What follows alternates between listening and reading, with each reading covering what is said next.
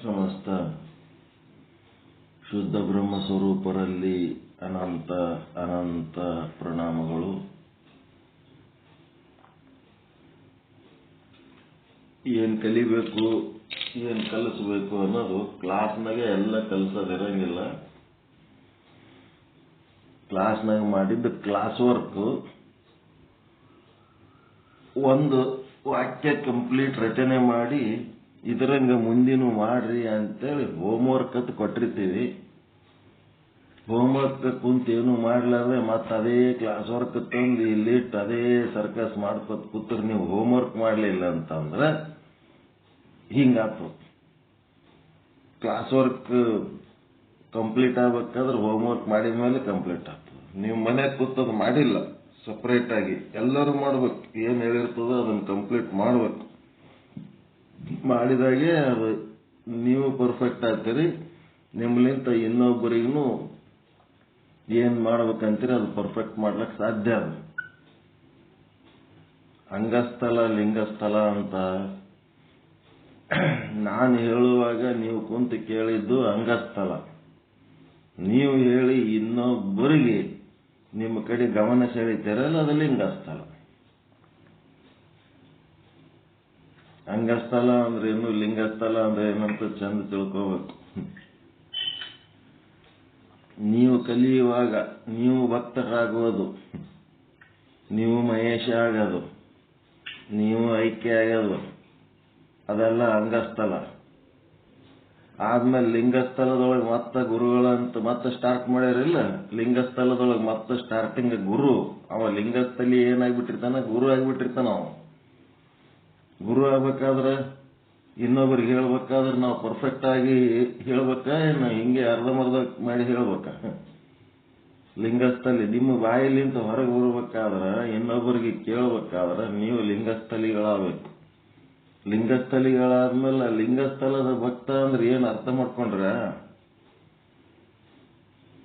ಅಂಗಸ್ಥಲದ ಭಕ್ತ ಅಂದ್ರೇನು, ಲಿಂಗಸ್ಥಲದ ಭಕ್ತ ಅಂದ್ರೆ ಏನು?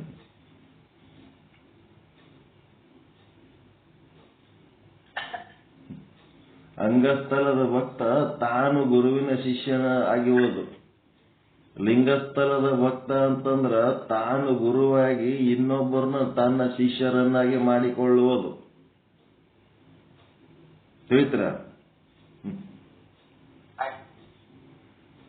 ತಾನು ಮಹೇಶನಾಗುವುದು ಅಂಗಸ್ಥಲದ ಭಕ್ತ.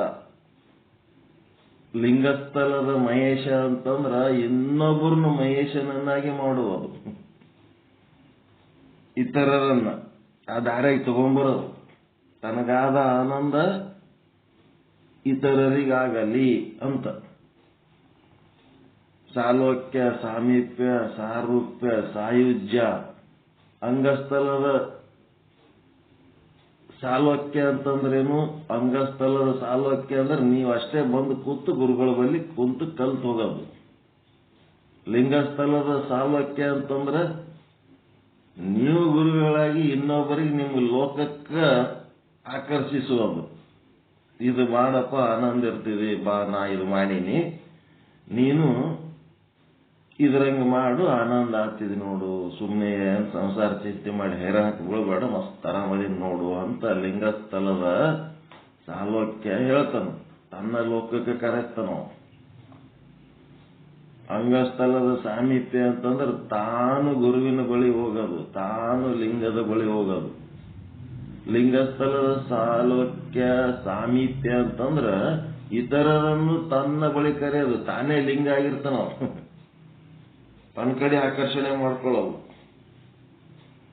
ಇತರರನ್ನ ಪರಿವರ್ತನೆ ಮಾಡಿ ಇತರರನ್ನ ತಾ ನಡೆದ ದಾರಿ ಒಳಗ ನಡೆಸೋದೇ ಲಿಂಗಸ್ಥಲ.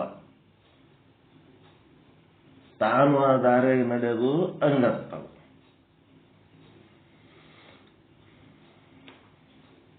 ಅದಕ್ಕೆ ಹೋಮ್ವರ್ಕ್ ಪರ್ಫೆಕ್ಟ್ ಆಗಿ ಮಾಡಿ ಇನ್ನೊಬ್ಬರಿಗೆ ಹೇಳುವಕ್ಕಿಂತ ಮೊದಲು ಆ ವಾಕ್ಯದೊಳಗ ಏನೂ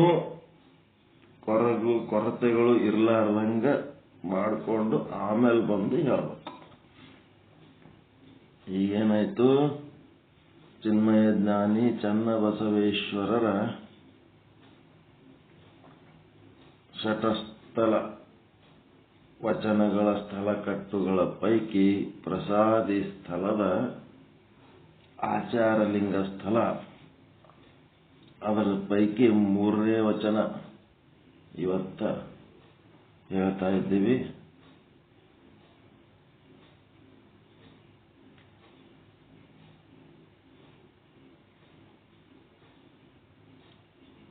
ಅನ್ಯ ದೈವ ಉಳ್ಳ ಭಕ್ತನ ಮನೆಯ ಆರೋಗಣೆಯು ಅನ್ಯ ಆಹಾರವಯ್ಯ. ಈ ಒಂದು ಪದ್ಧತಿ ನಾವು ಆಗಮಿಕರು, ನಾವು ಸಿದ್ಧಾಂತ ಶಿಖಾಮಣಿ ಧರ್ಮ ಗ್ರಂಥವನ್ನು ಪಾಲಿಸುವವರು, ನಾವು ಬಸವಾದಿ ಶರಣರು ವಚನಗಳು ಏನು ಸಂಹಿತೆ ಹೇಳ್ತಾವ, ವಚನ ಸಂಹಿತೆ, ಆ ಸಂಹಿತೆಯನ್ನು ಪಾಲಿಸುವವರು ಆಗಮ ಸಿದ್ಧಾಂತ ಶಿಖಾಮಣಿ ಮತ್ತೆ ವಚನ ಸಾಹಿತ್ಯ. ನಮ್ಮ ಪರಂಪರೆಯಲ್ಲಿ ಶಿವಯೋಗಿಗಳದರ, ಶಿವಾಚಾರ್ಯರದರ, ಶಿವ ಶರಣರದರ, ಶಿವ ಭಕ್ತರದರ, ಶಿವ ಸ್ವರೂಪರದರ. ನಮ್ಮನ್ನು ಶಿವ ಸ್ವರೂಪರನ್ನಾಗಿ ಮಾಡುವಂತ ವಿಶ್ವಗುರುಗಳು, ಜಗದ್ಗುರುಗಳು, ಸಾಕಷ್ಟು ದೊಡ್ಡ ಪರಂಪರೆ ನಮ್ಮದು. ಇಂಥ ಒಂದು ಪರಂಪರೆಯಲ್ಲಿ ಹುಟ್ಟಿದಂಥವರು ನಾವೇ ಧನ್ಯರು. ಇಂಥ ಒಂದು ವ್ಯವಸ್ಥೆ ಇಟ್ಟುಕೊಂಡು ಇಲ್ಲಿ ಈ ಒಂದು ಆಗಮದ ಪ್ರಕಾರ ನಾವು ಯಾರ ವಿರೋಧಿಗಳಲ್ಲ, ಯಾವ ಗುರುವಿನ ವಿರೋಧಿಗಳಲ್ಲ, ಯಾವ ದೇವರ ವಿರೋಧಿಗಳು ಅಲ್ಲ. ಯಾವುದೇ ಗುರುವನ್ನಾಗಲಿ, ಯಾವುದೇ ದೈವವನ್ನಾಗಲಿ, ಯಾವುದೇ ಸಿದ್ಧಾಂತವನ್ನಾಗಲಿ, ಬೇರೆ ಯಾರನ್ನಾಗಲಿ ನಾವು ಅವರನ್ನು ಕಂಡು ಅಸಹ್ಯ ಪಟ್ಟು ಟೀಕೆ ಮಾಡಿ ಅವರ ಅಪರಿಪೂರ್ಣತೆಯ ಬಗ್ಗೆ ಎತ್ತಿ ತೋರಿಸಿ ನೀವು ಸರಿಗಿಲ್ಲ ಅಂತೇಳಿ ಅವರಿಗೆ ಬೇಜಾರು ಮಾಡಿದರೆ ಅವರು ವೀರಶೈವರಲ್ಲ, ಲಿಂಗವಂತರಲ್ಲ, ಜ್ಞಾನಿಗಳಲ್ಲ, ಏನೇನೂ ಅಲ್ಲ. ಅಸಹ್ಯ ಪಡುವಂಥ ಪ್ರಸಂಗ ಇಲ್ಲವೇ ಇಲ್ಲ. ಪರಿಪೂರ್ಣತೆಯ ದಾರಿ ನಮ್ಮದು. ನಮಗೆ ಇರುವಂಥದ್ದು ನಮ್ಮ ಹಿಂದೆ ಇರುವಂಥ ಪರಂಪರೆ ಪರಿಪೂರ್ಣತೆಯೇ ಅದ. ಈ ಪರಿಪೂರ್ಣತೆಯ ದಾರಿಯಲ್ಲಿ ನಾವೇನ್ ಮಾಡಬೇಕು? ನಾವು ಹೋಗ್ಬೇಕು. ಇತರರನ್ನು ಆ ದಾರಿಯ ಬೆಳಕು ತೋರಿಸಿ ನೀವು ಬರ್ರಿ, ಈ ಬೆಳಕು ಹಿಂಗ ಆದ ಅಂತ. ಅವ್ರ ಬೈಕಿದ್ರು ಬರ್ಬೋದು, ಬ್ಯಾಡಿದ್ರು ಬಿಡ್ಬೋದು, ಅದೇನಿದೆ ಇಲ್ಲ. ಇಂಥ ಒಂದು ಪರಂಪರೆ ನಮ್ಮಲ್ಲಿ ಇದ್ಮೇಲೆ ನಮ್ಮ ದೇವರುಗಳು ಯಾರು? ನಮ್ಮ ದೇವರುಗಳು ಯಾರು ಅಂದ್ರೆ ಗುರು, ಲಿಂಗ, ಜಂಗಮ. ಗುರು ಅಂತಂದ್ರೆ ಅವರು ಒಂದು ಲ್ಯಾಂಡ್ ಫೋನ್ ಇದ್ದಂಗೆ. ಗುರು ಅಂದ್ರೆ ಒಂದು ಫಿಕ್ಸ್ಡ್ ಜಾಗದಾಗ ಇರ್ತಾರೆ, ಮಠದಲ್ಲಿ, ಆಶ್ರಮದಲ್ಲಿ ಅವರು ಇರ್ತಾರೆ. ನಾವು ಅವ್ರು ಇದ್ದಲ್ಲಿ ವಾದೇವ ಅಂತಂದ್ರೆ ಗುರು. ನಾವು ಶಿಷ್ಯರಾಗಿ ಹೋಗಿರ್ತೀವಿ. ನಮ್ಮ ವ್ಯವಸ್ಥೆಗಳು ಏನು ಅವಶ್ಯಕತೆಗಳದೋ ಅವುಗಳನ್ನು ಅಲ್ಲಿ ಗುರುವಿನ ಜವಾಬ್ದಾರಿ. ಆ ಶಿಷ್ಯರಿಗೆಲ್ಲ ಊಟಕ್ಕೆ ಹಾಕಿ ಅವರಿಗೆ ತತ್ವಜ್ಞಾನ ಹೇಳಿ ಅಲ್ಲಿ ಮಠದೊಳಗೆ ವ್ಯವಸ್ಥೆ ಮಾಡೋದೆಲ್ಲ ಗುರುವಿನ ಜವಾಬ್ದಾರಿ. ಎಲ್ಲರಿಗೂ ಗುರುಗಳ ಬಳಿ ಹೋಗ್ಲಿಕ್ಕೆ ಆಗಂಗಿಲ್ಲ. ಈ ಗುರುಗಳು ನಮ್ಮ ಮನೆಗೆ ಬರಲಿ ಅಂತೇಳಿ ಕೆಲವೊಬ್ಬರು ಮನೆಗೆ ಕರೆಸ್ತಾರ. ಅದು ಜಂಗಮ. ಆ ಗುರುನೇ ಚಲಿಸಿ ಮನೆಗೆ ಬಂದಂದ್ರೆ ಜಂಗಮ. ನದಿ ಸ್ನಾನಕ್ಕೆ ಹೋಗೋದು ನದಿ ಸ್ನಾನ. ಗುರು ಆ ನದಿ ನೀರೇ ನಲ್ಲಿ ಮೂಲಕ ನಮ್ಮ ಮನೆಗೆ ಬಂತಂದ್ರೆ ಜಂಗಮ. ಆ ಗುರುವಿನ ಬಳಿ ಆದ್ರೂ ಅದೇ ತತ್ವ. ಇಲ್ಲಿ ಜಂಗಮನ ಬಳಿ ಜಂಗಮ ಭಕ್ತನ ಮನೆಗೆ ಬಂದಾಗ ಭಕ್ತ ಜಂಗಮ ಅಂತಾರೆ. ಭಕ್ತ ಗುರುಗಳು ಜಂಗಮ ಅವ್ರ ಮನೆಗೆ ಬಂದ ಹೊತ್ನಾಗ ಆ ಜಂಗಮನ ಅವಶ್ಯಕತೆಗಳ ಈಡೇರಿಸೋದು ಆ ಭಕ್ತನ ಜವಾಬ್ದಾರಿ ಆಗಿರ್ತದೆ. ಆ ಭಕ್ತ ಜಂಗಮರಾಗಲಿ, ಗುರು ಶಿಷ್ಯರಾಗಲಿ ಇಬ್ರು ವಿಚಾರ ಮಾಡೋದು ಯಾವುದು? ಲಿಂಗದ ವಿಚಾರ, ಆತ್ಮ ಪರಮಾತ್ಮನ ವಿಚಾರನೆ ಅಲ್ಲಿ ಚರ್ಚೆ ಮಾಡೋದು. ಇದು ಇಷ್ಟು ಬಿಟ್ರ ಬೇರೆ ದೈವಗಳು ಈ ಸಿಸ್ಟಮ್ನಾಗ ಇಲ್ಲವೇ ಇಲ್ಲ. 33 ಕೋಟಿ ದೇವತೆಗಳು, ತ್ರಿಮೂರ್ತಿಗಳು, ಮತ್ತಿನ್ನೇನೇನದೋ ಅವೆಲ್ಲ ಹಿಂದೂ ಪದ್ಧತಿಗಳು. ಆ ಹಿಂದೂ ಪದ್ಧತಿಗಳು ಏನು ಇವು ಯಾಕೆ ಮತ್ತ ನಮ್ಮಲ್ಲೆಲ್ಲ ಮಾಡ್ತಾರಲ್ರಿ ಏನಿದು ಹಿಂಗ ಅಂತಂದ್ರ, ನಾವು ಮೂಲದಲ್ಲಿ ಈಗೇನ್ ಹೇಳಿದೆ ಗುರುಲಿಂಗ ಜಂಗಮ ಇದಿಷ್ಟೇ ಇತ್ತು ನಮ್ಮ ದೇಶದೊಳಗೆ. ಇದಿಷ್ಟೇ ಸಿಸ್ಟಮ್ ಇತ್ತು. ಈ ಸಿಸ್ಟಮ್ ಇದ್ದದ್ದು ಏನಾಯ್ತು, ಆದಿ ಶಿವ ಸಹಿತ ಇದನ್ನೇ ಪಾಲಿಸಿಕೊಂಡು ಬಂದವರು. ಅವರೆಲ್ಲ ಎಲ್ಲರೂ ಇದನ್ನೇ ಪಾಲಿಸಿಕೊಂಡು ಬಂದವರು. ಆಗಮಿಕರ ಕಾಲದಿಂದಲೂ ಶಿವನಿಂದ ಉತ್ಪನ್ನವಾದಂಥ 5 ಮುಖಗಳ ಪೈಕಿ 4 ಮುಖಗಳಲ್ಲಿ ವೇದಗಳು, 1 ಮುಖದಲ್ಲಿ 28 ಶಿವಾಗಮಗಳು, ಇವೆಲ್ಲ ಒಂದೇ ವ್ಯಕ್ತಿಲಿಂದ ಸೃಷ್ಟಿಯಾದಂಥ ಸಾಹಿತ್ಯ, ಯಾವುದಕ್ಕೆ ಯಾವುದು ವಿರೋಧ ಇಲ್ಲ. ಈ ರೀತಿ ತಿಳ್ಕೊಂಡು ಮೊದಲಿಂದ ಇದೇ ನಡೀತಾ ಇತ್ತು. ನಡೀತಾ ಇರುವಾಗ ಏನಾಯ್ತು, ಆರ್ಯನ್ನರು ಅಂತ ದೇಶಕ್ಕೆ ಪ್ರವೇಶ ಮಾಡಿದರು. ಅವರು ಪ್ರವೇಶ ಮಾಡಿ ಇಲ್ಲೆಲ್ಲರೂ ಒಂದೇ ಇದ್ರು. ಅಖಂಡ ಭಾರತ ಎಲ್ಲ ಜೀವಿಗಳು ಒಂದೇ ಒಂದು ವ್ಯವಸ್ಥೆ ಒಳಗಿದ್ರು. ಅವರು ಬಂದು ಡಿವೈಡ್ ಮಾಡಿ ಅದರೊಳಗ ಬ್ರಾಹ್ಮಣ, ಕ್ಷತ್ರಿಯ, ವೈಶ್ಯ, ಶೂದ್ರ ಅಂತೇಳಿ ಬ್ರಾಹ್ಮಣ ಇದ್ರೊಳಗೆ ತಾವು ನಿಂತು ಬಿಟ್ರು ಬುದ್ಧಿವಂತರು. ಮತ್ತೆ ಮುಂದೆ ಇಲ್ಲೇ ಇರೋಂಥ ಶೂರರನ್ನ ಹುಡುಕಾಡಿ ರಾಜರನ್ನಾಗಿ ಮಾಡಿ ಅವರಿಗೆ ಕ್ಷತ್ರಿಯರನ್ನಾಗಿ ಮಾಡಿದ್ರು. ತಮಗೆ ಬೇಕಾದ ವಸ್ತುಗಳನ್ನು ಓಡಾಡಿ ತರ ವ್ಯಾಪಾರಿಗಳಿಗೆ ವೈಶ್ಯರನ್ನಾಗಿ ಮಾಡಿದ್ರು. ಮತ್ತೆ ಏನೂ ಹೋಗ್ಲಕ್ಕಾಗಲ್ಲ, ಮಾಡ್ಲಕ್ಕಾಗಲ್ಲ, ಸುಮ್ಮನೆ ಹೇಳಿದ ಕೇಳ್ಕೊಂಡಿರೋಂಥ ಸಂಭಾಯಿತ ಜೀವಿಗಳಿಗೆ ಶೂದ್ರರನ್ನಾಗಿ ಮಾಡಿ ಅದನ್ನ ಬಹಳ ಪ್ರಾಬಲ್ಯವನ್ನ ಮೆರೆದಲಕ್ಕೆ ಹೋದ್ರು. ಆ ಪ್ರಾಬಲ್ಯ ಮೆರೆಯುವುದ್ರಾಗ ಯಾರು ಏನಾದ್ರಪ್ಪ ಅಂತಂದ್ರ ಆ ಆರ್ಯರ ಒಂದು ಇವ್ರಿಗೇನಂತಾರ ದ್ರಾವಿಡ್ರಂತಾರ. ನಾವೆಲ್ಲ ಯಾರು ಮೂಲದಲ್ಲಿ ದ್ರಾವಿಡರು. ನಾವು ಆರ್ಯರು ದ್ರಾವಿಡರು. ಆರ್ಯನರು ಹೊರಗಿಂದ ಬಂದು ಈ ದ್ರಾವಿಡರ ಮೇಲೆ ತಮ್ಮ ಪ್ರಭಾವವನ್ನ ಬೀರಿ ಇಲ್ಲಿರುವ ಜನರನ್ನ ಡಿವೈಡ್ ಮಾಡಿ ತಾವು ಆಳ್ವಿಕೆ ಮಾಡುವಂತ ಕೆಲಸ ಮಾಡಿದ್ದು ಆರ್ಯನರ ಕೆಲಸ. ಬ್ರಾಹ್ಮಣ, ಕ್ಷತ್ರಿಯ, ವೈಶ್ಯ, ಶೂದ್ರ.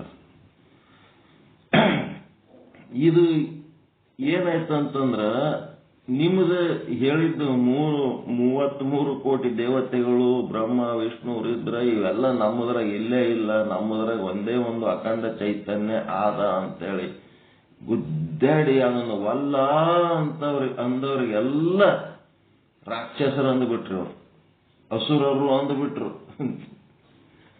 ಇವ್ರದ್ದೇನಿತ್ತು, ಹೋಮ ಹವನ ಮಾಡಿ ವಸ್ತುಗಳು ನಿನ್ನೆ ಹಾಕಿನ್ ನೋಡಿರಿಲ್ಲ, ಪೂರ್ಣಾಹುತಿ ಎತ್ತೇಳಕ್ಕೆ ಒಂದು ವಿಡಿಯೋ. ಎಲ್ಲ ಸೀರಿ ತಿನ್ನ ದವಸ ಧಾನ್ಯಗಳು ಪದಾರ್ಥಗಳು ಬೆಂಕಿಗೆ ಹೆಂಗ್ ಹಾಕ್ತಾರೆ ನೀವು, ನಾವು ಕಳಿಸಿದ ವಿಡಿಯೋ ನೋಡಿದ್ರೆ ಗೊತ್ತಾಗ್ತದೆ. ಗ್ರೂಪ್ನಾಗ ಹಾಕಿವ್ ನೋಡ್ರಿ, ಹೆಂಗ್ ಸುಡ್ತಾರೆ ಹಾಕಿ ಅಂತ. ಪೂರ್ಣಾಹುತಿ ಎತ್ತ ಒಂದು ಕಳಿಸಿವ್ ನೋಡ್ರಿ. ಅದು ಇವ್ರಿಗೆ ಸಿಟ್ಟು ಬರ್ತೈತಿ. ಎಲ್ಲರೂ ದುಡಿದು ಕಷ್ಟಪಟ್ಟು ತಯಾರು ಮಾಡಿದಂತ ಸಿದ್ಧ ವಸ್ತುಗಳನ್ನ ಸುಮ್ಮನೆ ಸಾಹಸ ಬೆಂಕಿಯಾಗಿ ಸುಡ್ತೀರಿ ಅಂತೇಳಿ ಅವರ ಯಜ್ಞ ಕುಂಡಗಳಿಗೆ ಇವ್ರ ಕಾಲ್ಯ ಒದಿಲಕತ್ತಿ ಬಿಟ್ರು. ಯಾರು? ದ್ರಾವಿಡರು. ಯಾರು ಒದಿತಾರ ಅವ್ರಿಗೆ ರಾಕ್ಷಸರು ಅಂದ್ಬಿಟ್ರು ಅವ್ರು. ಮತ್ತ ಅವರು ಬಂದದ್ದೇ ಡಿವೈಡ್ ಮಾಡಿ ಆಳ್ಲಿಕ್ಕೆ ಬಂದಾರ. ಹಂಗೆ ದ್ರಾವಿಡರ ಮೇಲೆ ಆಳ್ವಿಕೆ ಮಾಡ್ತೀವಿ ಅಂತಂದ್ರೆ ಸಾಧ್ಯ ಇದ್ದಿದ್ದಿಲ್ಲ. ಎಲ್ಲರೂ ಒಂದೇ ಇದ್ರು. ಡಿವೈಡ್ ಮಾಡಿದ್ದಕ್ಕೆ ಏನಾಗ್ಬಿಡ್ತು, ನಮ್ಮೊಳಗೆ ನಾವೇ ಗುದ್ದಾಡಂಗ ಆಗ್ಬಿಡ್ತು. ಒಬ್ಬೊಬ್ಬರಿಗೆ ಒಂದೊಂದು ಪ್ರಿಫರೆನ್ಸ್ ವೈಸ್ ಇದು ಕೊಟ್ರಲ್ಲ, ಅವ್ರ ಮೇಲೂ ಇವ್ರ ಕೀಳು ಅಂತೇಳಿ ಮಾಡಿ ಇಲ್ಲಿ ನಾವೇ ಯಾರ ಸಂಗಟ ದ್ವೇಷ ಮಾಡ್ಲಕತ್ತೀವಿ, ಅವ್ರು ಬೇರೆ ಯಾರಲ್ಲ, ನಮ್ಮವ್ರೆ. ಹಿಂಗೆ ನಮ್ಮವ್ರ ಸಂಗಟ ನಾವೇ ಗುದ್ದಾಡ್ತಿರ್ತೀವಿ. ಹಿಂಗೆ ಇರ್ಬೋದು. ಅದು ಏನು ಅದಕ್ಕೆ ಇಲ್ಲಿ ಏನಾಯ್ತಂದ್ರೆ ಆರ್ಯ ಮತ್ತು ದ್ರಾವಿಡ ಎರಡೂ ಸಂಸ್ಕೃತಿಯ ಮಿಕ್ಸ್ಚರ್. ಅದಕ್ಕೇನಂದ್ರೆ ಅದಕ್ಕೆ ನಾವು 33 ಕೋಟಿ ದೇವತೆಗಳ ಪೂಜೆನೂ ಮಾಡ್ತೀವಿ. ಇದು ಅಖಂಡ ಬ್ರಹ್ಮನನ್ನು ಅಧ್ಯಯನದ ಮೂಲಕ ಅರಿತೀವಿ. ಎರಡೂ ಅದೀವಿ ಇಲ್ಲಿ ನಾವು. ಇದಕ್ಕೇನಂದ್ರು, ಈಗ ನೀವು ಆರ್ಯರು ಅನ್ನಲ್ಲ, ದ್ರಾವಿಡರು ಅನ್ನಲ್ಲ, ಏನಂತಾರೆ ಈಗ ನಿಮಗೆ?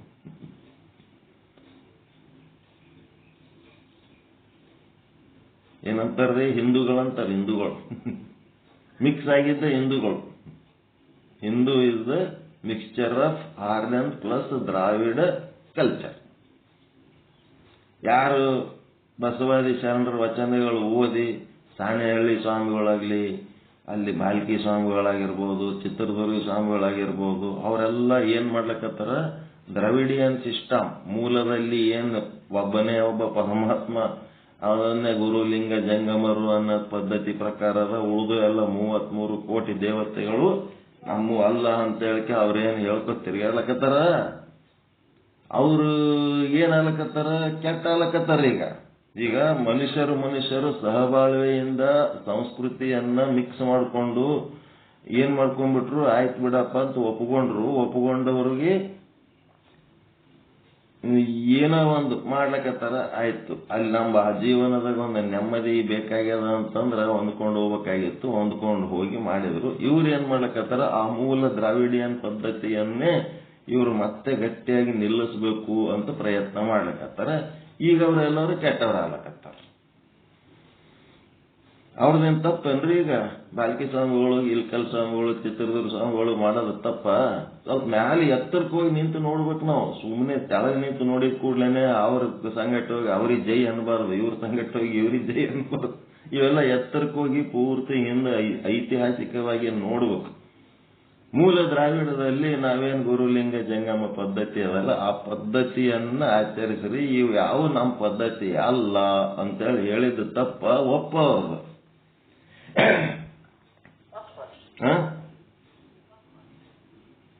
ಅನ್ನೋದೇ ತಿಳಿತು, ತಪ್ಪು ಗೊತ್ತಾಗಲ್ಲ, ಒಪ್ಪು ಗೊತ್ತಾಗಲ್ಲ. ಈ ದೇಶದ ಎಲ್ಲಾ ಸಂಸ್ಕೃತಿಗಳನ್ನ ಬೆರೆಸಿಕೊಂಡು ಎಲ್ಲರ ಜೊತೆಗೆ ಸಹಬಾಳ್ವೆಯಿಂದ ಬದುಕಬೇಕಾಗಿದ್ದು ಈ ದೇಶದ ಸಂಸ್ಕೃತಿ, ಈ ದೇಶದ ಸಂವಿಧಾನ. ಅದರ ಪ್ರಕಾರ ಏನದಂದ್ರ ಸಹಬಾಳ್ವೆಯಿಂದ ಎಲ್ಲಾ ದೇವರುಗಳನ್ನ, ಎಲ್ಲಾ ಗುರುಗಳನ್ನ ಗೌರವಿಸ್ಕೊತ ಹೋಗ್ಬೇಕು. ಪ್ಲಸ್ ತನ್ನ ಗುರು, ತನ್ನ ದೈವ ಏನದ ಅದರ ಸಾಧನೆ ತನ್ನೊಳಗೆ ತಾನು ಮಾಡ್ತಿರ್ಬೇಕು.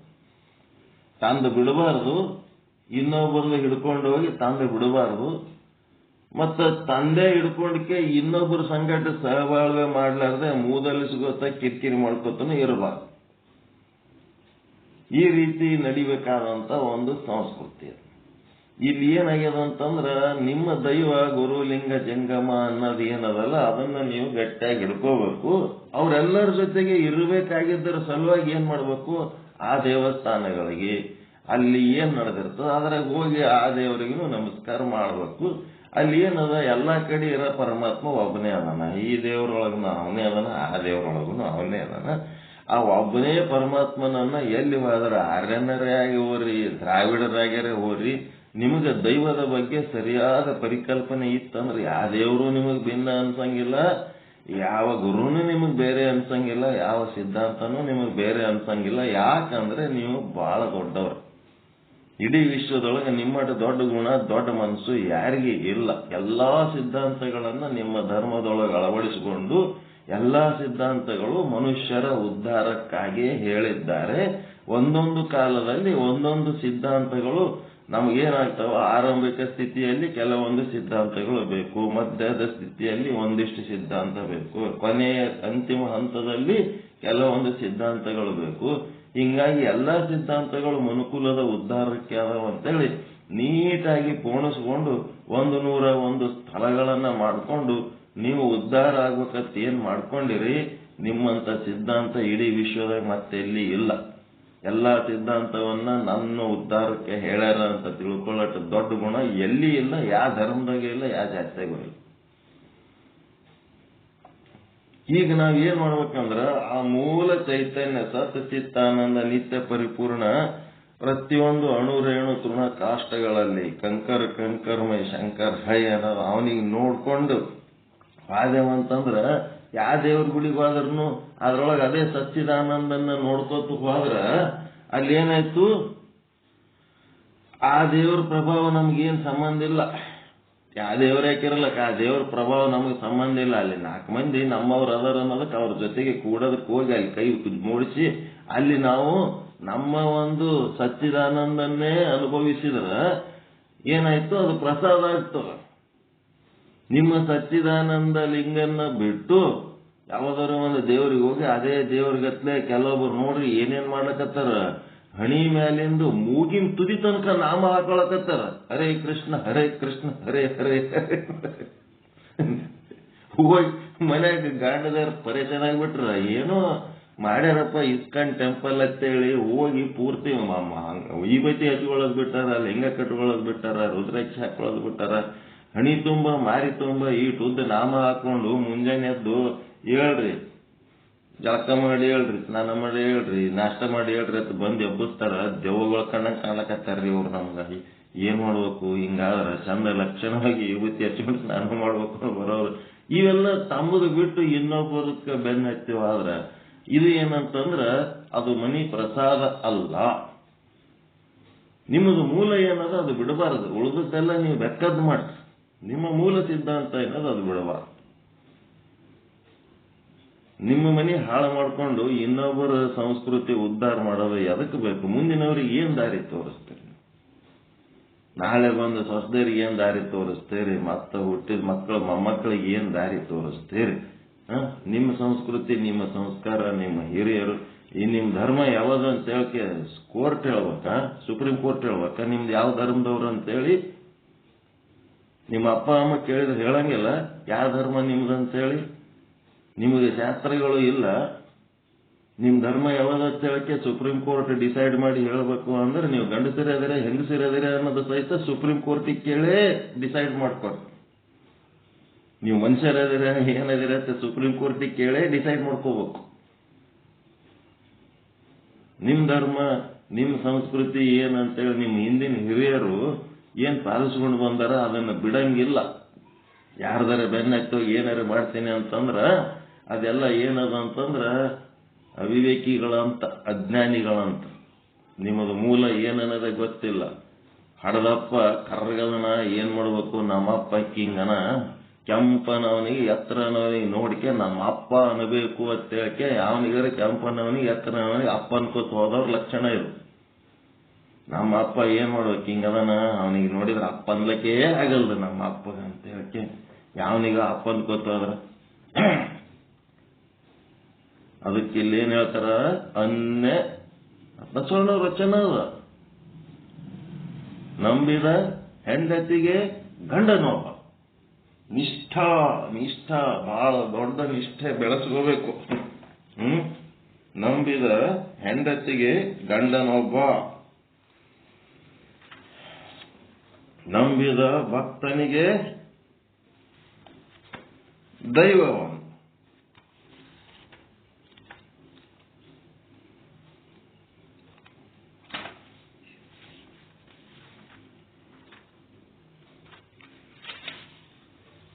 ನಮ್ಮ ಮನೆಗೆ ಹೋಗಿದ್ರಂತಲ್ಲ ಸ್ವಾಮಿ? ಹೋಗಿದ್ದೆ. ನೋಡಿದ್ರ ನಮ್ಮ ಮನೆಯವನವ್ರಿಗೆ? ನೋಡ್ದೆ. ಅವ್ರು ಏನ್ ಮಾಡಿಕೊಟ್ರು? ಚಾ ಕೊಟ್ರು. ಅವ್ರ ಕೈಲೇ ಚಾ ಕುಡ್ದೆ.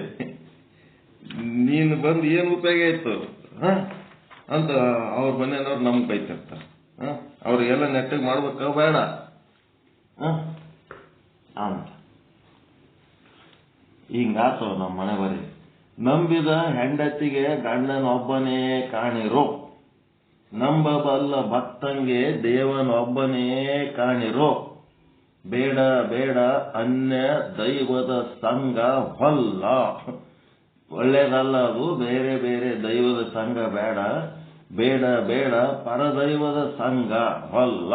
ಹೊಲ್ಲ ಅಂತಂದ್ರೆ ಅದು ನಿಷಿದ್ಧ, ಮಾಡಬಾರ್ದು. ಬೇರೆ ದೈವ, ಬೇರೆ ಗುರು, ಬೇರೆ ಶಾಸ್ತ್ರ ಅದನ್ನೇ ದೊಡ್ಡದು ಮಾಡ್ಕೊಂಡು ಹೋಗ್ಬೇಡ್ರಿ. ಬೇಡ ಬೇಡ ಅನ್ಯ ದೈವವೆಂಬುದು ಹಾದರ ಕಾಣಿರೋ. ಆ ಸತ್ ಚಿತ್ತಾನಂದ ನಿತ್ಯ ಪರಿಪೂರ್ಣ ಪರಮಾತ್ಮನನ್ನ ಗುರು ಲಿಂಗ ಜಂಗಮದ ವ್ಯವಸ್ಥೆಯ ಮೂಲಕ ನಾವು ಅಷ್ಟಾವರಣಗಳಲ್ಲಿ ಗುರು ಲಿಂಗ ಜಂಗಮ 3 ಪೂಜ್ಯ ವಸ್ತುಗಳು, ವಿಭೂತಿ ರುದ್ರಾಕ್ಷಿ ಮಂತ್ರ, ಇವು 3 ಪೂಜಾ ಸಾಮಗ್ರಿಗಳು, ಪಾದೋದಕ ಪ್ರಸಾದ ಅನ್ನೋದು ಪೂಜಾ ಫಲಗಳು. ಇದಿಷ್ಟೇ ನಮ್ಮ ಪದ್ಧತಿ.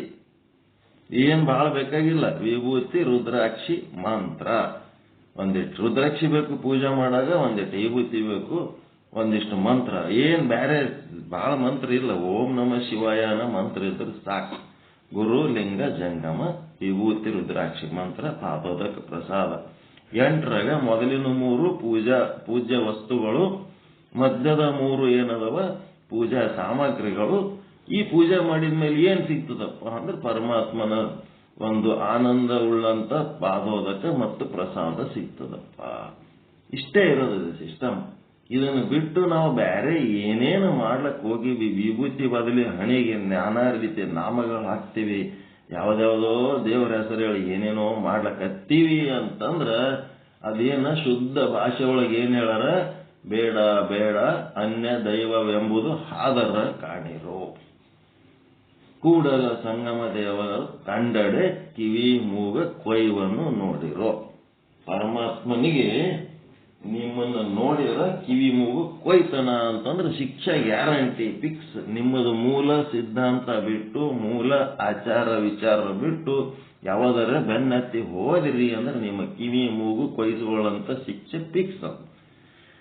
ಮಾನ ಮರ್ಯಾದೆ ಇರ್ಲಾರ್ದಂಗೆ ಆಗೋದು ಗ್ಯಾರಂಟಿ. ಈ ಕಡೆ ಇದನ್ನು ಹತ್ತುಕೊಳ್ಳಂಗಿಲ್ಲ, ಆ ಕಡೆ ಅದನ್ನು ಹತ್ತುಕೊಳ್ಳಂಗಿಲ್ಲ. ಒಂದ್ ಕಡೆ ಬಸವಣ್ಣವ್ರ ಇನ್ನೂ ಒಂದು ವಚನ ಅದ, ಒಂದ್ ಕಡೆ ತಾವು ಕುದುರೆಗಳದವ, ಕುದುರೆ ಅಂತೇಳಿ ತಮಗ ಗೊತ್ತಿಲ್ಲ, ಯಾವುದೋ ಕತ್ತೆಗಳ ಬೆನ್ನತ್ತಿ ಹೋಗಿ ಕತ್ತೆ ಸಂಘ ಮಾಡಿದ್ಮೇಲೆ ಮುಂದ್ ಹುಟ್ಟವೇನ್ ಹುಟ್ಟುತ್ತವ, ಕುದುರೆ ಕತ್ತೆಗೆ ಹುಟ್ಟಿದ ವೇಸರಗಳು ಕಾಣಿರೋ ಅಂತ ಹೆಸರುಗತ್ತಿಗಳಂತ ಬಸವಣ್ಣವ್ರ ವಚನದಾಗ ಅದ. ಮುಂದೆ ನಿಮ್ಮ ಸಂತಾನ ಏನಾಗ್ತದಂದ್ರೆ ಹೆಸರುಗತ್ತಿ ಸಂತಾನ ಆಗ್ತದ. ಆ ಕಡೆ ಕುದುರೆನೂ ಅಲ್ಲ, ಈ ಕಡೆ ಕತ್ತಿನೂ ಅಲ್ಲ. ಅಂಥದ್ದು ಮಾಡ್ಬೇಕ, ನಿಮ್ಮ ವಂಶ ಹಾಳು ಮಾಡ್ಬೇಕ, ವಂಶದ ದಾರಿ ಕೆಡಿಸ್ಬೇಕ. ಏನ್ ಮಾಡ್ತೀರಪ್ಪ, ಹೆಸರುಗತ್ತಿ ವಂಶ ಮಾಡ್ತೀರ, ಕುದುರೆ ವಂಶ ಮಾಡ್ತೀರ, ಕತ್ತಿ ವಂಶ ಮಾಡ್ತೀರಿ, ಏನ್ ಮಾಡ್ತೀರ ನೋಡು ಅಂತೇಳಿ ನಿಮ್ಮ ನಿಮ್ಮ ನಿಮ್ಮ ಧರ್ಮ ಆಚಾರ ನಿಷ್ಠೆಯ ಬಗ್ಗೆ ಫಿಕ್ಸ್ ಹೇಳ್ಬಿಟ್ರು. ಏನಂದ್ರ ಅನ್ಯ ದೈವ ಅನ್ನೋದ್ರ ಬಗ್ಗೆ ಇನ್ನ ಏನ್ ಹೇಳ್ಬೇಕು, ಸಾಕು ಇಷ್ಟು ಹೇಳಿದ್ರು. ಈ ಬೆಳಕನ್ನು ಬೈಬಹುದು ಈ ತರ ಹೇಳಿ. ಅನ್ಯ ದೈವವುಳ್ಳ ಭಕ್ತನ ಮನೆಯ ಆರೋಗಣೆ ಅದು ನಮ್ಮ ಆಹಾರ ಅಲ್ಲಪ್ಪ, ಅದು ಅನ್ಯ ಆಹಾರ.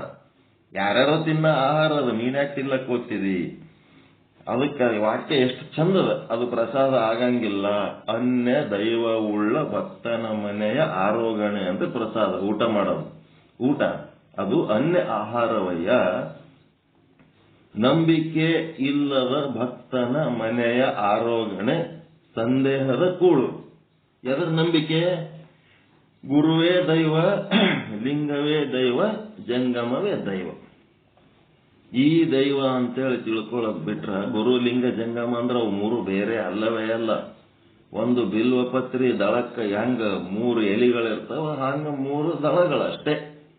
ಒಂದೇ ಬಿಲ್ವಪತ್ರಿ, ಅದು ಪತ್ರಿ ಒಂದೇ. ಅಲ್ಲಿ ಸಾಧನೆ ಮಾಡೋದಕ್ಕೆ ಗುರುಲಿಂಗ ಜಂಗಮ ಅಂತ ಮಾಡಿದ್ದದ ಹೊರತು 3 ಅಲ್ಲ. ಅದರೊಳಗೆ ನಂಬಿಕೆ ಇರ್ಲಾರ್ದವನು ಮನೆಯಾಗಿಂದ ಕೂಳು ಏನದಂದ್ರ ಸಂದೇಹದ ಕೂಳು. ಸಂದೇಹದ ಕೂಳು ಅಂದ್ರೆ ಏನು? ಊಟ ಮಾಡಾಗ ಸ್ವಚ್ಛ ಅಡಿಗೆ ಮಾಡ್ಯಾರೋ ಇಲ್ಲೋ, ಇವ್ರು ಬಳಸ ನೀರು ಚಲೋ ಅದೋ ಇಲ್ಲ, ಇವ್ರ ಪಾತ್ರೆಗಳು ಚಲೋ ಅದವೋ ಇಲ್ಲೋ, ಇವ್ರ ಮಡಿಲಿಂದ ಅಡಿಗೆ ಮಾಡ್ಯಾರೋ ಇಲ್ಲೋ, ಹಿಂಗ ಸಂದೇಹ. ಒಟ್ಟ ಸಮಾಧಾನ ಇರಂಗಿಲ್ಲ, ಉಂಡ್ರ ಹೊಟ್ಟಿ ಸಮಾಧಾನ ಇರಂಗಿಲ್ಲ. ಅವ್ರ ಮಡಿಲಿಂತ ಚಂದ ನಿಷ್ಠೆಯಿಂದ ಶ್ರದ್ಧೆಯಿಂದ ಪ್ರೀತಿಲಿಂತ ಮಾಡಿದ್ರು ಅಂತಂದ್ರೆ ಓಕೆ. ಆ ಖಾತ್ರಿ ಇರ್ಲಾರ್ದ ಕೂಳು ಅಂತಷ್ಟೇ ಸಂದೇಹದ ಕೂಳು. ಕೊಟ್ಟು ಕೊಂಡು ನೀಡಿ ಮಾಡಿ ಹಮ್ಮು ನುಡಿವ ಭಕ್ತನ ಮನೆ ಆರೋಗಣೆ ಕಾರಿದ ಕೂಳು. ಮತ್ತೇನ್ ಮಾಡ್ತಾನವ? ಹೆಂಗೋ ಕಂತ್ರಾಟ್ ಕೆಲಸ ಮಾಡಿ ಅಸತ್ಯ ಅಶುದ್ಧ ಕಾಯಕ ಮಾಡಿ ಸಿಕ್ಕಾಪಟ್ಟೆ ಏನೇನೋ ಜಮಾ ಹಾಕೊಂಡು ಗಳಿಸಿಟ್ಟಿರ್ತಾನ. ಗುರುಗಳ ಕರ್ಸಮೇಳು, ಜಂಗಮರ ಕರ್ಸಮೇಳು, ಸತ್ಸಂಗ ಮಾಡಮ್ಮ, ಮನೆಯಲ್ಲಿ ಮಹಾಮನೆ ಮಾಡಮೇಳು ಎಲ್ಲ ಮಾಡ ಎಲ್ಲ ಮಾಡಿ ನಮ್ಮ ಮನೆಯಾಗ ಮಹಾಮನೆ ಮಾಡಿದೆವು, ನಮ್ಮ ಮನೆಯಾಗ ಹಾಂಗ್ ಮಾಡ್ತೇವ, ನಮ್ಮ ಮನೆಯಾಗ ಹಿಂಗ್ ಮಾಡ್ತೇವ ಅಂತೇಳಿ ತಂದೆ ಒಂದು ಘನಕಾರ್ಯ ಏನೋ ಮಾಡಿನಿ ಅಂತೇಳಿ ಅಹಂಕಾರ ವ್ಯಕ್ತಪಡಿಸಿದನು ಅಂತಂದ್ರೆ ಅದು ಎಂತ ಊಟ ಅವನ ಮನ್ಯಾಗ ಅಂತಂದ್ರ ಕಾರಿಕೊಂಡು ಕೂಳಂತ, ವಾಂತಿ ಮಾಡ್ಕೊಂಡಿದ್ದೆ ಮತ್ತೆ ಉಂಡಂಗಂತ. ಅಂಥದ್ದು ಪ್ರಸಾದ ಆಗಂಗಿಲ್ಲ. ಕೊಟ್ಟು ಕೊಂಡು ನೀಡಿ ಮಾಡಿ ಹಮ್ಮು ನುಡಿವ ಅಹಂಕಾರಿ ಇದ್ದು ದುರಹಂಕಾರಿ ಇದ್ದನಂದ್ರ ಅಂಥವ್ರ ಮನ್ಯಾಗ ಊಟ ಮಾಡಬಾರ್ದು. ಸೊಕ್ಕಿನವ್ರ ಮನೆಗೆ ಇವ್ರು ಸೊಕ್ಕಿನವ್ರು ಅದರ ಅಂತ ಗೊತ್ತಾದ್ರೆ ಅಂಥವ್ರ ಮನೆಗ ಊಟ ಮಾಡಬಾರ್ದು. ವಿಚಿತ್ರ ಸೊಕ್ಕಿಂದಿರ್ತಾರೆ ಎಷ್ಟೋ ಜನ.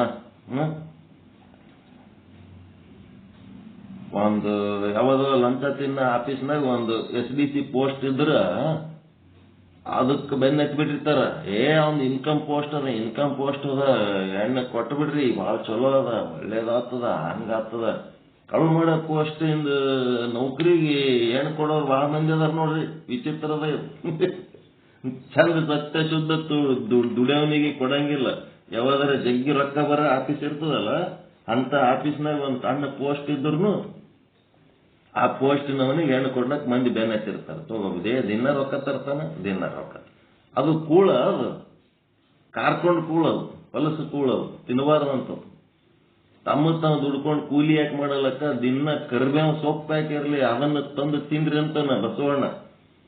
ನೀವು ದುಡಿದದ್ದು ಏನೂ ಬರಲಿಲ್ಲ, ಕಡೆಗೆ ಕರಿಬೇವು ಸೊಪ್ಪರಿ ಬರ್ತದೆ ಇಲ್ಲ, ನೀವು ದುಡಿದ್ರೆ ಅದೇ ತಿನ್ರಿ, ಅದೇ ಹುರ್ಕೊಂಡು ತಿನ್ರಿ, ಹೊರತು ಅಸತ್ಯ ಅಶುದ್ಧ ಕಾಯಕದ್ದು ಮಾಡ್ಲಿಕ್ಕೆ ಹೋಗ್ಬೇಡ್ರಿ, ರೊಕ್ಕದ ಬೆನ್ನ ಹತ್ತಿ ಹೋಗ್ಬೇಡ್ರಿ ಅಂತ.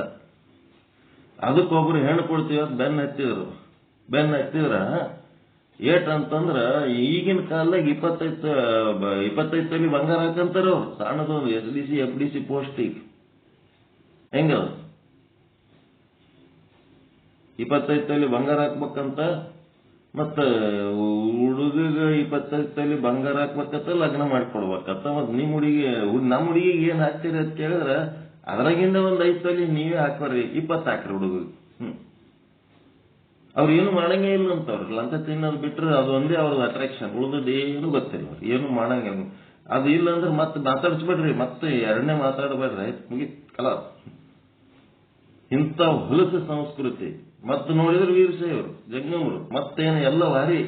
ಆದ್ರೆ ಇಂಥ ಜನ ಅದ್ರ. ಇಂಥವ್ರಿಗೆಲ್ಲ ಏನಂತಾರ, ಸೊಕ್ಕಿನವ್ರು ಅಂತಾರ. ಅವ್ರಿಗೆ ಸೊಕ್ಕಿನವ್ರು ಅಂತ ಯಾರ್ಯಾರು ಹಿಡಿದು ಕಿವಿ ಹಿಡ್ಕೊಂಡು ಒಯ್ದು ಒಳಗೆ ಹಾಕಿದ್ರ ಅಂತಂದ್ರೆ ಆ ಕಡೆ ಹೋಗ್ತಾರ. ಎಲ್ಲ ಹೆಣ್ರ ಮಕ್ಕಳು ಬಿಚ್ಚ ಬಿಡ್ಬೇಕಾಗ್ತದೆ. ಗೌರ್ಮೆಂಟ್ ಸರ್ವೆಂಟ್ ಆಗಿ ಲಂಚ ತಿನ್ನೋ ಪೋಸ್ಟ್ನಾಗಿದ್ದು ಎಂತ ದೊಡ್ಡ ಪೋಸ್ಟ್ನಾಗಿದ್ದವ್ರಿಗೆಲ್ಲ ಒಯ್ದು ಹೋಗಿತಾರ ಇಲ್ಲ, ಲೋಕಾಯುಕ್ತದವ್ರು. ಇಡೀ ಮನಿ ನರಕಾಗಿ ಹೋಗ್ಬಿಡ್ತು. ಬೇಕಾ ಅಂತದು? ಅಂತ ಆಸೆ ಇರ್ಬೇಕಾ? ಅಂತವ್ರಿಗೆ ಚಪ್ಪಲಿ ಬಿಡಲ್ ಸಹಿತ ಬರ್ಕೊಡ್ಬಾರ್ದು. ಅಂತ ಪೋಸ್ಟ್ನಾಗಿದ್ದು ಲಂಚ ತಿನ್ನೋ ಪೋಸ್ಟ್ನಾಗಿದ್ದವ್ರಿಗೆ ನಮ್ಮ ಮನಿ ತನಕ ಬರ್ಕೊಡ್ಬೇಡ್ರಿ ಅಂತ ಅನ್ಬೇಕಾ? ಬಿಟ್ಟಿಗೆ ಅವ್ರ ಬೆನ್ನ ಹತ್ತೀವಿ ನಾವ್ ಹೆಣ್ಣು ಕೊಡ್ತೀವಿ ಅಂತ ಅನ್ಬೇಕ?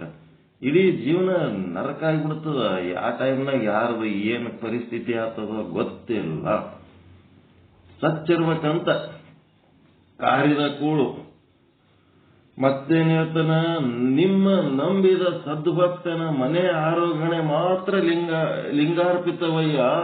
ಗುರು ಲಿಂಗ ಜಂಗಮ ಅನ್ನಂತ ಏನು ದೈವಗಳನ್ನ ನಂಬಿ ಆ ದೈವಗಳನ್ನ ವಿಭೂತಿ ರುದ್ರಾಕ್ಷಿ ಮಂತ್ರಗಳ ಮೂಲಕ ಏನ್ ಮಾಡ್ಬೇಕು, ಆರಾಧಿಸಿ ಪೂಜಿಸಿ ಅರ್ಚಿಸಿ ಯಾರು ಪಾದೋದಕ ಪ್ರಸಾದವನ್ನ ಸ್ವೀಕಾರ ಮಾಡ್ತಾರ ಅವ್ರದ್ದು ಮನಿ ಏನಂತಂದ್ರೆ ಅದು ಲಿಂಗಾರ್ಪಿತ ಆಗ್ತದ, ಅದು ಲಿಂಗಕ್ಕೆ ಅರ್ಪಿತ ಆಗ್ತದ. ಅದೇಂತೆಂದೊಡೆ ಸದಾಚಾರ, ಶಿವಾಚಾರ, ಲಿಂಗಾಚಾರ, ಗಣಾಚಾರ, ಭೃತ್ಯಾಚಾರ ಇವು 5 ಆಚಾರಗಳು ಸತ್ ಕಾಯಕದಿಂದೇ ಬಂದುದಾಗಿ ಭಕ್ತಿ ಪದಾರ್ಥವಯ್ಯ ಕೂಡಲ ಚನ್ನ ಸಂಗಮ ದೇವ. ಪಂಚ ಆಚಾರಗಳು ಅಂತ ಏನು ತಿಳ್ಕೊಳಕ್ ಹೋಗ್ಬೇಡ್ರಿ. ಸತ್ಯ ಶುದ್ಧ ಕಾಯಕ ಮಾಡಿ ಗುರುಲಿಂಗ ಜಂಗಮರಿಗೆ ನೈವೇದ್ಯ ಮಾಡಿ ಪೂಜೆ ಮಾಡಿ ನೈವೇದ್ಯ ಮಾಡಿ ನೀವು ಪಾದೋದಕ ಪ್ರಸಾದ ಸ್ವೀಕಾರ ಮಾಡಿದ್ರಿ ಅಂತಂದ್ರೆ ನೀವು ಬೇರೆ ಏನು ಮಾಡದೇ ಬೇಕಾಗಿ ಸತ್ಯ ಶುದ್ಧ ಕಾಯಕ ಮಾಡಿ ಅಷ್ಟು ಮಾಡಿದ್ರೆ ಮುಗೀತು. ಅಸತ್ಯ ಅಶುದ್ಧ ಕಾಯಕ ಮಾಡಿ ಸಿಕ್ಕಾಪಟ್ಟೆ ಗಳಿಸಿ ಸಿಕ್ಕಾಪಟ್ಟೆ ಹೊರಗೆ ತೋರಿಸ್ಕೊಂಡು ಎದಕ್ ಬೇಕು ಅಂತ ಜೀವನ ಬೇಕಾಗಿಲ್ಲ, ಬೇಡ. ಅದು ಪ್ರಸಾದ ಆಗಂಗಿಲ್ಲ.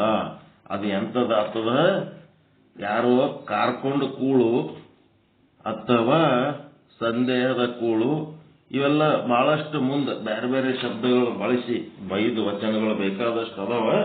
ಅಂದ್ರೆ ಏನಂತಾನ, ಸತ್ಯ ಶುದ್ಧ ಕಾಯಕ ಮಾಡಿದ್ದೇ ಪ್ರಸಾದ ಪಾದೋದಕ. ಸತ್ಯ ಶುದ್ಧ ಕಾಯಕದಿಂದ ಬಂದುದೇ ಪಾದೋದಕ ಪ್ರಸಾದ. ಅದಕ್ಕೆ ಯೋಗ್ಯ ಆಗ್ತದೆ. ಪ್ರಸಾದ ಅಂತಂದ್ರೆ ಪರಮಾನಂದ ಪ್ರಾಪ್ತಿ, ಸರ್ವ ದುಃಖ ನಿವೃತ್ತಿ. ಪಾದೋದಕ ಅಂದ್ರೆ ಪಾಪದೋಷ ನಿವೃತ್ತಿ. ನಾವೇನ್ರ ಪಾಪ ಮಾಡಿದ್ರೆ ಅದನ್ನು ನಿವೃತ್ತಿ ಆಗ್ತಾವ ಅಂತೇಳಿ ಈ ರೀತಿ ವಚನ ಹೇಳಿ ಆಚಾರ ಹೆಂಗಿರ್ಬೇಕು, ಆಚಾರ ಲಿಂಗಸ್ಥಲಿ ಹೆಂಗಾಗಬೇಕು, ಈ ಪ್ರಸಾದಿ ಏನಾಗಬೇಕು, ಆಚಾರ ಲಿಂಗಸ್ಥಲಿ ಹೆಂಗಾಗಬೇಕು ಅನ್ನಂತ ಮಾತು ಹೇಳಿ ನಾಳೆ ಪ್ರಸಾದಿ ಏನಾಗಬೇಕೀಗ ಆಚಾರ ಲಿಂಗ ಆದ. ಮುಂದೇನಾಗಬೇಕು ಅದೇ ಪ್ರಸಾದಿ. ಇದಕ್ಕಿಂತ ಎತ್ತರದ ಮಟ್ಟದ ವಿಚಾರಗಳು ಹೇಳ್ತಾರೆ. ಮತ್ತೆ ಆಚಾರ ಲಿಂಗ ಸ್ಥಲಿ ಆದ್ಮೇಲೆ ಮುಂದಿನ ಸ್ಥಲಿ ಯಾವ ಸ್ಥಲಿ ಆಯ್ತಾನ, ಮುಂದಿನ ಪಾಠ.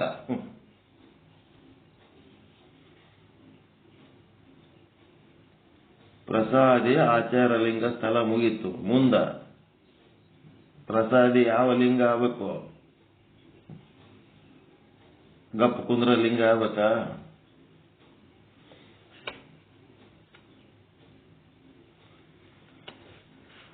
ಆಚಾರ ಲಿಂಗ ಮುಗಿದ್ಮೇಲೆ ಮುಂದೆ ಯಾವ ಲಿಂಗ ಬರ್ತದ್ರಿ ನಿಮ್ ಲೀಸ್ಟ್?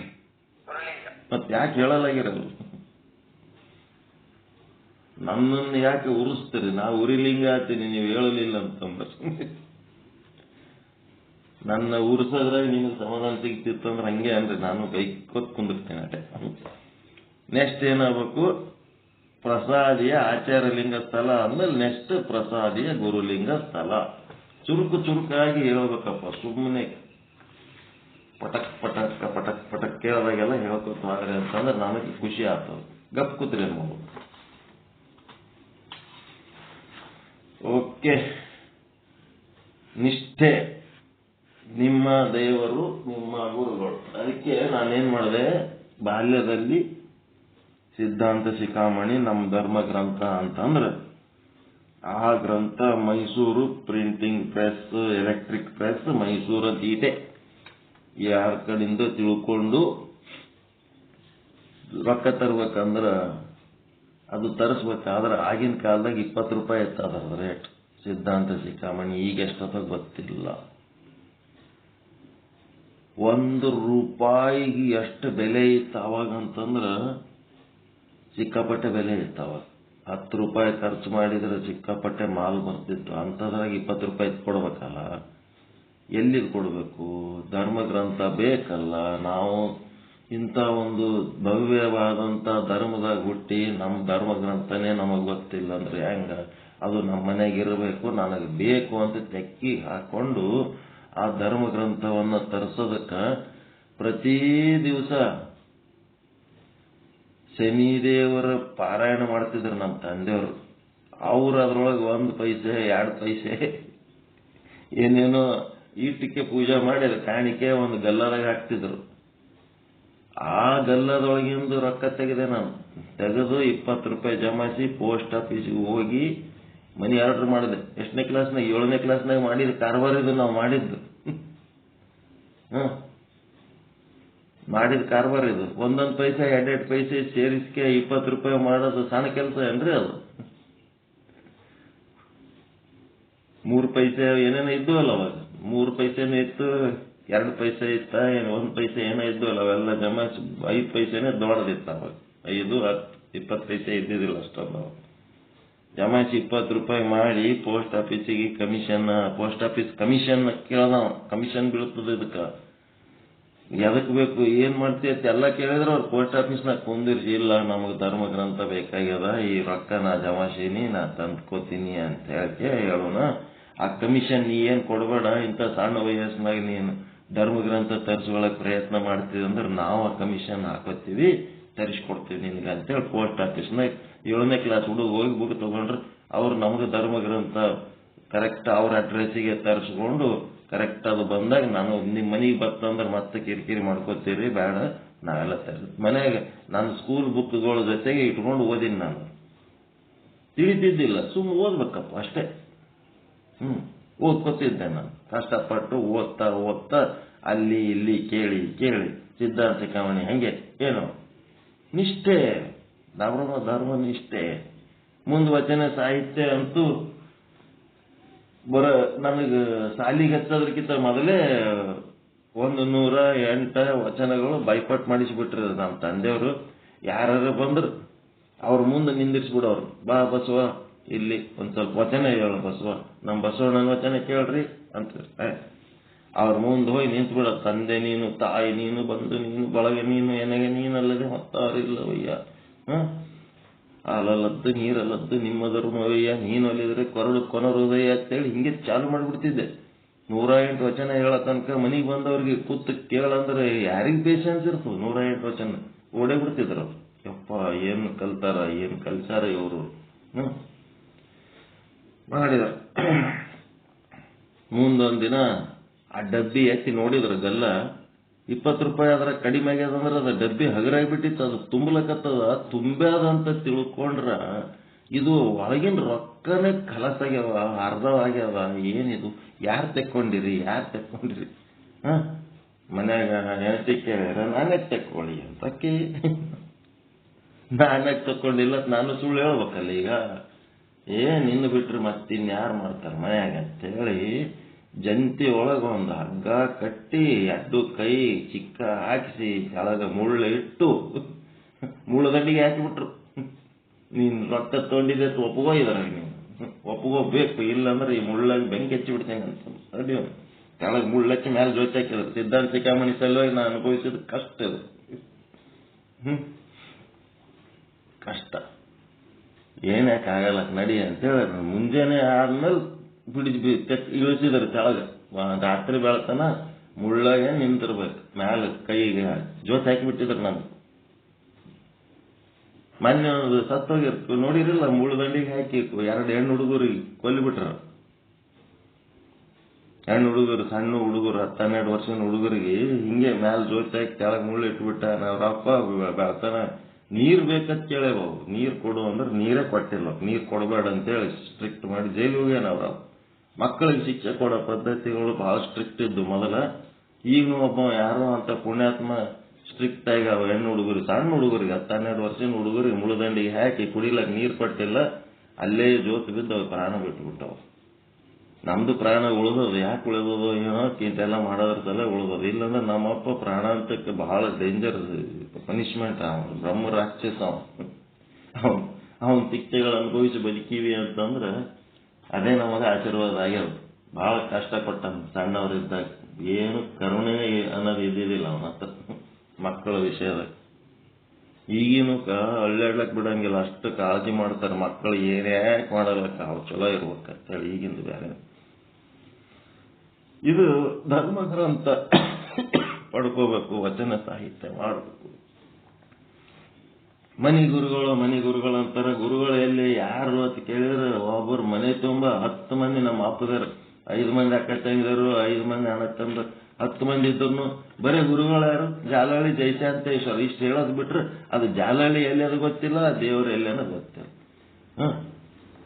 ನಾನು ಮತ್ತೆ ಹೆಂಗಾರ ಮಾಡಿ ಆ ಗುರುವನ್ನು ಪಡ್ಕೋಬೇಕಲ್ಲ ಅಂತೇಳಿ ಬೆಂಗಳೂರಿಗೆ ಕಾಲೇಜ್ ಹಚ್ಚಿದ್ರು ನನಗೆ ಓದ್ಲಕ್ಕ.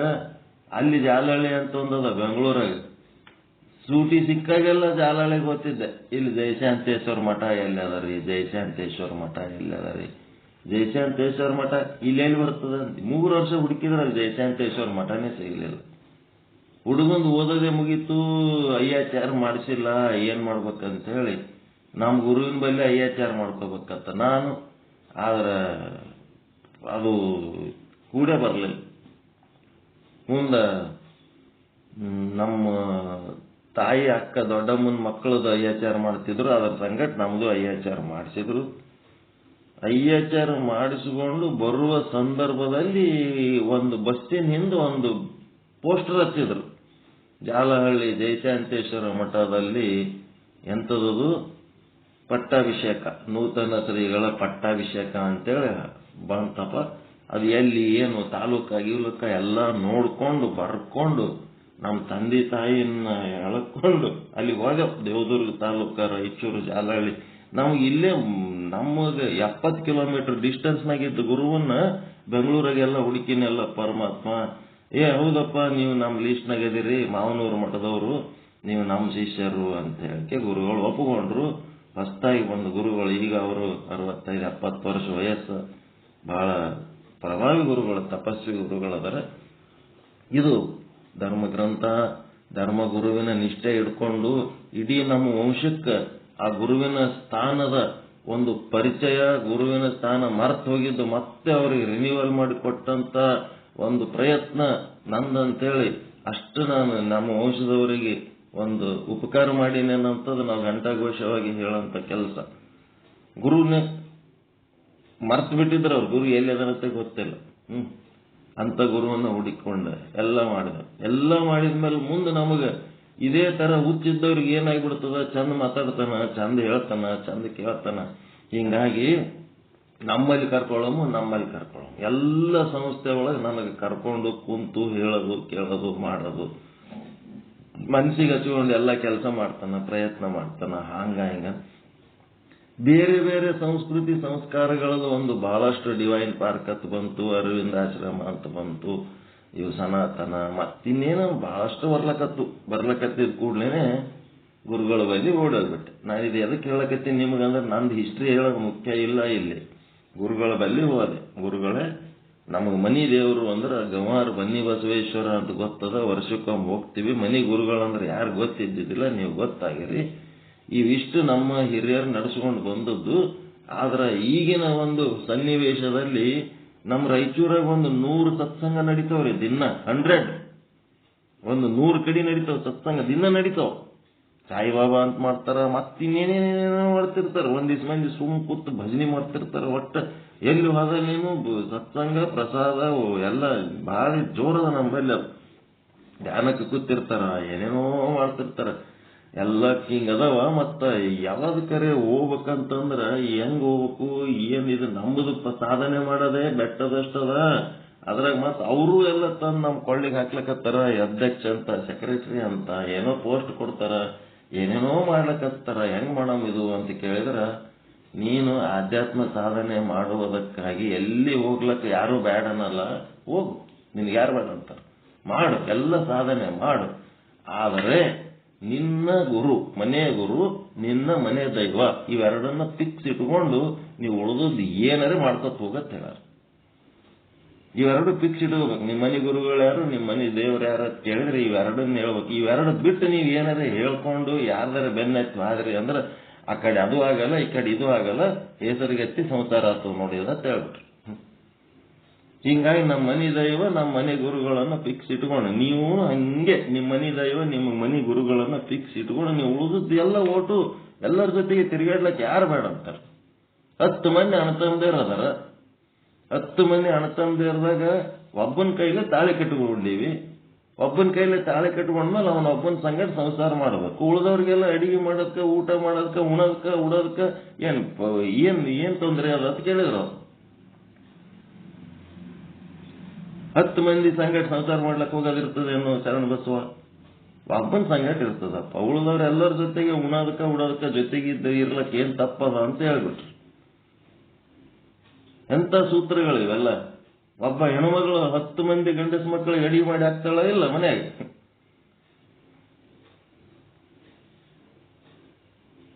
ತನ್ನ ಸಂಸಾರ ಯಾರ ಸಂಗಟ ತನ್ನ ತಾಳಿ ಕಟ್ಕೊಂಡು ಬಂದು ಗಂಡನ ಸಂಗಟ ಸಂಸಾರ. ಉಳಿದ ಎಲ್ಲರ ಸಂಗಟನು ನಕ್ಕೊತ್ತ ಎಲ್ಲರ ಸಂಗಟ ಸಂಭ್ರಮದಂಗೆ ಇರ್ತಾಳ ಇಲ್ಲ.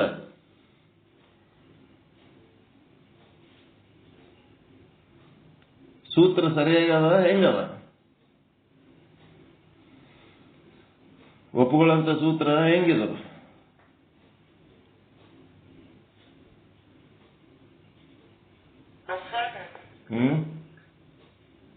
ಏನಾರ ಖುಷಿ ಆಲಕತ್ತದ, ಏನ್ ದುಃಖ ಆಲಕತ್ತದ?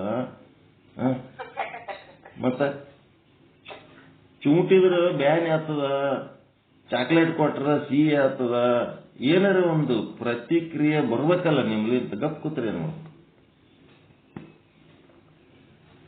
ಯಾಕಂದ್ರೆ ನಿಷ್ಠೆ ಅನ್ನೋ ಶಬ್ದ ಬಂದದ್ದಕ್ಕೆ ನಾನು ಹೇಳಕತ್ತೇನೆ. ನಿಷ್ಠಾವಂತರು ಅಂದ್ರೆ ನಿಮ್ಮದು ಏನದ ಅದ್ರೊಳಗೆ ನಿಷ್ಠೆ ಇಟ್ಕೊಂಡು ಉಳಿದದ್ದು ಏನಾರ ಸಾಧನೆ ಮಾಡ್ರಿ.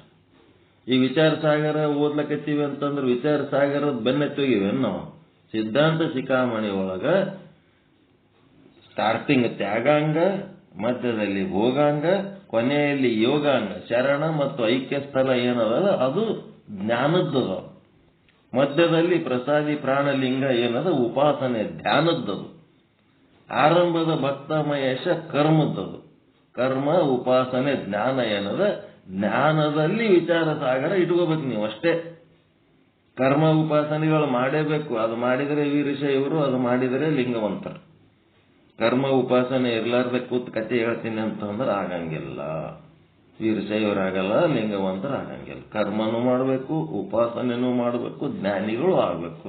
ಇಡೀ ವಿಶ್ವದ ಎಲ್ಲಾ ಸಾಹಿತ್ಯಗಳನ್ನ ಈ 3 ಹೆಡ್ನಾಗ ಹಾಕ್ಯಾರವ್ರು ನಮ್ಮ ಸಿದ್ಧಾಂತಿಗಳು. ಕೆಲವೊಂದು ಕರ್ಮದು ಅದಾವ, ಕೆಲವೊಂದು ಉಪಾಸನೆಯೂ ಅದಾವ, ಕೆಲವೊಂದು ಜ್ಞಾನದು ಅದಾವ. ನಾವು ವಿಚಾರ ಸಾಗರ ನಮ್ಮದ್ರಾಗ ಡೀಟೇಲ್ ಆಗಿ ಹೇಳೋರು ಇಲ್ಲ, ಕೇಳೋರು ಇಲ್ಲ, ಯಾರು ನಮಗೆ ಗೈಡ್ ಮಾಡೋರು ಇಲ್ಲ. ಅದ್ರ ಸಲುವಾಗಿ ಅದು ವಿಚಾರ ಸಾಗರ ಗ್ರಂಥ ಸೆಲ್ಫ್ ಎಕ್ಸ್ಪ್ಲನೇಟರಿ. ಅದು ಸುಮ್ಮಿಂಗ್ ಓದಿದ್ರೆ ಎಲ್ಲಾನು ತಿಳಿತದ. ಹಿಂಗಾಗಿ ಆ ವಿಚಾರ ಸಾಗರ ಅನ್ನೋದು ತಗೊಂಡು ಆ ಪರಮಾತ್ಮನ ಜ್ಞಾನವನ್ನ ತಿಳ್ಕೊಂಡು ಅದೇ ಜಗದಗಲ ಮುಗಿಲಗಲ ಸಚ್ಚಿದಾನಂದ ಶಿವಾಯ ಬ್ರಹ್ಮಣೇ ನಮಃ ತ್ರೈಲೋಕ್ಯ ಸಂಪದಾಲಯಕ್ಕೆ ಸಮುಲ್ಲೇಖನ ಬಿತ್ತ ಅಂತೇನದಲ್ಲ, ಒಂದೇ ಪರಮಾತ್ಮನ ವಿಚಾರ ಇದ್ದುದಕ್ಕೆ ನಾವು ಪಾಲನೆ ಮಾಡ್ಲಕತ್ತೀವಿ. ಅದು ನಮ್ಮ ಸಿದ್ಧಾಂತ ಶಿಖಾಮಣಿಗೆ ಏನ್ ಮಾಡೀವಿ, ಯೋಗಾಂಗ ಸಾಧನೆಯ ಒಂದು ಗ್ರಂಥ ಅಂತೇಳಿ ಪರಿಗಣಿಸಿವಿ. ಸಿದ್ಧಾಂತ ಶಿಖಾಮಣಿ ಬಿಟ್ಟಿಲ್ಲ, ವೀರಶೈವ ಧರ್ಮ ಬಿಟ್ಟಿಲ್ಲ, ಲಿಂಗವಂತ ಧರ್ಮ ಬಿಟ್ಟಿಲ್ಲ. ಲೆಕ್ಕದ ಬರ್ಲಿ, ಈ 3ರೊಳಗ ಎಲ್ಲೋ ಒಂದ್ ಕಡೆ ಸೆಟ್ ಮಾಡ್ಬೇಕು. ಅದಕ್ಕೆ ಧ್ಯಾನ ಜಪ ತಪ ಏನಾರ ಹೇಳಕತ್ತದ, ಯೋಗ ಹೇಳಕತ್ತದ ಅಂದ್ರೆ ಅದು ಉಪಾಸನೆಯ ಸಾಧನೆ, ಭೋಗಾಂಗದಾಗ ಹಾಕೋಬೇಕು. ಪೂಜಾ ಪಾಠ ನಿಮಗೆಲ್ಲ ಏನು ಸಾಮೂಹಿಕ ಇಷ್ಟಲಿಂಗಾರ್ಚನೆ ಅವೆಲ್ಲ ಏನ್ ಮಾಡ್ತೀರಿ, ಅವು ಕರ್ಮದಾಗ ಹಾಕೋಬೇಕು. ಸತ್ಚಿತ್ತಾನಂದ ನಿತ್ಯ ಪರಿಪೂರ್ಣ ಪರಮಾತ್ಮನ ಅನುಸಂಧಾನ ಮಾಡೋದು ಜ್ಞಾನದಾಗ ಹಾಕೋಬೇಕು. ಇಡೀ ವಿಶ್ವದ ಎಲ್ಲಾ ಸಾಹಿತ್ಯವನ್ನ ನಾವು ಗೌರವಿಸ್ತೀವಿ, ಎಲ್ಲ ಗುರುಗಳನ್ನ ಗೌರವಿಸ್ತೀವಿ, ಎಲ್ಲ ದೈವವನ್ನ ಗೌರವಿಸ್ತೀವಿ. ಎದರ ಮೂಲಕ? ನಮ್ಮ ಗುರುಲಿಂಗ ಜಂಗಮರ ಮೂಲಕ, ನಮ್ಮ ತ್ಯಾಗಾಂಗ ಭೋಗಾಂಗ ಯೋಗಾಂಗದ ಮೂಲಕ. ಈಗ ನೀವು ಬ್ಯಾಂಕಿನಾಗ ರೊಕ್ಕ ಹಾಕ್ಲಕ್ ಹೋದ್ರೆ ಏನ್ ಹೇಳ್ತಾರ ಅವರು? ಮೊದಲು ನಿಮ್ಮ SB ಅಕೌಂಟಿಗೆ ಹಾಕ್ರಿ ಅಂತಾರ. ಸೀದಾ ಕ್ಯಾಶ್ ತಗೊಂಡು ಫಿಕ್ಸ್ ಡೆಪಾಸಿಟ್ ಮಾಡಿಕೊಡ್ತಾರ ನಿಮಗವ್ರು? ನಿಮ್ಮ SB ಅಕೌಂಟಿಗೆ ಹಾಕ್ರಿ ಅಂತಾರ ಅವ್ರು. ಮೊದಲು SB ಅಕೌಂಟಿಗೆ ಹಾಕಿ ನಿಮ್ಮ ಪಾಸ್ಬುಕ್ನಾಗ ಹಾಕಿಸಿ ಆಮೇಲೆ ಅದರೊಳಗಿಂದ ಟ್ರಾನ್ಸ್ಫರ್ ವೋಚರ್ಗಳು ಸಹಿ ಮಾಡಿಸ್ಕೊಂಡು ಆ ಟ್ರಾನ್ಸ್ಫರ್ ವೋಚರ್ಲಿಂದ ಅವ್ರು ತಗೊಂಡು ಫಿಕ್ಸ್ ಮಾಡಿ ಕೊಡ್ತಾರ. ಮತ್ತೇನ್ ಮಾಡ್ತಾರ, ನಿಮ್ಗೆ ಬ್ಯಾಂಕ್ನಾಗ ಸಾಲ ಬೇಕಂತಂದ್ರ ಏನ್ ಈಗ ತೆಗೆದು ಕಟ್ಬಿಡ್ತಾರೆ ಅಂತ ತಗೋರಪ್ಪ ಸಾಲ ಅಂತ ಹೇಳಿ ನಿಮ್ಮ SB ಅಕೌಂಟಿಗೆ ಜಮಾ ಮಾಡ್ತಾರ ಅವ್ರು. ನಿಮ್ ಸಾಲ ನಿಮ್ಮ ಅಕೌಂಟಿಗೆ ಹಾಕ್ತೀವಿ, ನೀವು ಯಾವಾಗ ಬೇಕಾದಾಗ ಡ್ರಾ ಮಾಡ್ಕೊಡ್ರಿ. ನಿಮ್ದು SB ಅಕೌಂಟ್ ಇದ್ದಂಗೆ ಇದು ಗುರುಲಿಂಗ ಜಂಗಮ. ನೀವು ರೊಕ್ಕ ಇಟ್ರೇನು ರೊಕ್ಕ ತೆಕ್ಕೊಂಡ್ರೇನು ನೀವು ಬೇಕಾದಷ್ಟು ವ್ಯವಹಾರ ಮಾಡ್ರಿ ಬ್ಯಾಂಕಿಂದು. ಆದ್ರೆ ನಿಮ್ಮ SB ಅಕೌಂಟ್ ಮೂಲಕನೇ ಮಾಡ್ತಾರ ಅವ್ರು. ಅದರಂಗೆ ಇದು ಕೂಡ ಬೇಕಾದಷ್ಟು ದೈವಗಳ ಪೂಜಾ ಮಾಡ್ರಿ, ಬೇಕಾದಷ್ಟು ಗುರುಗಳ ಮಾಡ್ರಿ, ಬೇಕಾದಷ್ಟು ಸಾಧನೆ ಮಾಡ್ರಿ. ಈ ತ್ಯಾಗಾಂಗ ಭೋಗಾಂಗ ಯೋಗಾಂಗ ಗುರು ಲಿಂಗ ಜಂಗಮ ಮತ್ತೇನದಲ್ಲ, ಈ ಸಿದ್ಧಾಂತದ ಮೂಲಕನೇ ನಿಮ್ದೆಲ್ಲ ವ್ಯವಹರಿಸ್ಬೇಕು. ಅದು SB ಅಕೌಂಟ್ ಇದ್ದಂಗಿದೆ ನಿಮ್ದು. ಅಷ್ಟಾವರಣ ಪಂಚಾಚಾರ ತಟಸ್ಥಲ. ಇದನ್ನು ಬಿಟ್ಟು ನೀವು ಏನಾರ ಮಾಡ್ಲಕ್ವಾದ್ರಿ, ನೀವು ಯಾರ್ದು ಮಂದಿ ಆ ಪಾಸ್ಬುಕ್ನಾಗ ನೀವು ಕಾರ್ಬಾರ್ ಮಾಡ್ಲಕತ್ತೀರ ಅನ್ನಂಗೆ ಆಗ್ತದೆ ಅಷ್ಟೇ. ಸಾಕ, ಮುಂದೆ ಹೋಗೋಣ ವಿಚಾರ ಸಾಗರಕ್ಕ. ನಿಷ್ಠೆ ಬಹಳ ಮುಖ್ಯ. ನಿಷ್ಠೆ ಇರಲಿಲ್ಲ ಅಂತಂದ್ರೆ ಏನು ಸಾಧನೆ ಮಾಡ್ಲಿಕ್ಕೆ ಆಗಂಗಿಲ್ಲ.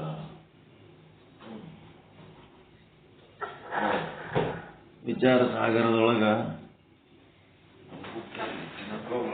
ಒಂದೇ ನಿಮಿಷ ಬರ್ತೀನಿ.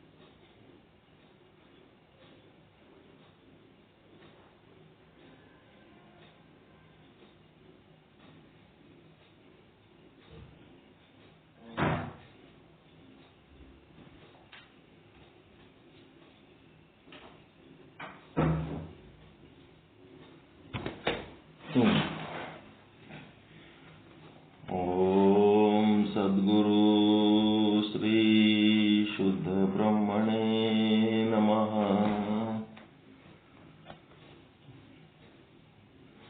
ಓಂ ಸದ್ಗುರು ಶ್ರೀ ಪಂಡಿತ ಪೀತಾಂಬರಜಿಯೇ ನಮಃ.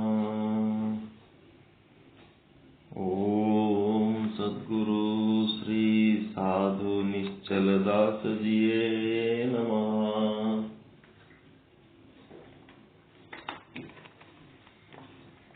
ಸಮಸ್ತ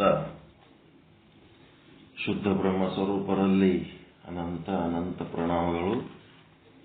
ಶ್ರೀ ವಿಚಾರ ಸಾಗರ ತರಂಗ 5 ಸಾಧು ನಿಶ್ಚಲದಾಸಜಿಯವರ ಕೃತಿ 248ನೇ ವಿಷಯಾಂಕ ಪ್ರಸಂಗಾನುಸಾರ ಈಶ್ವರನ ಸ್ವರೂಪದ ವರ್ಣನೆ.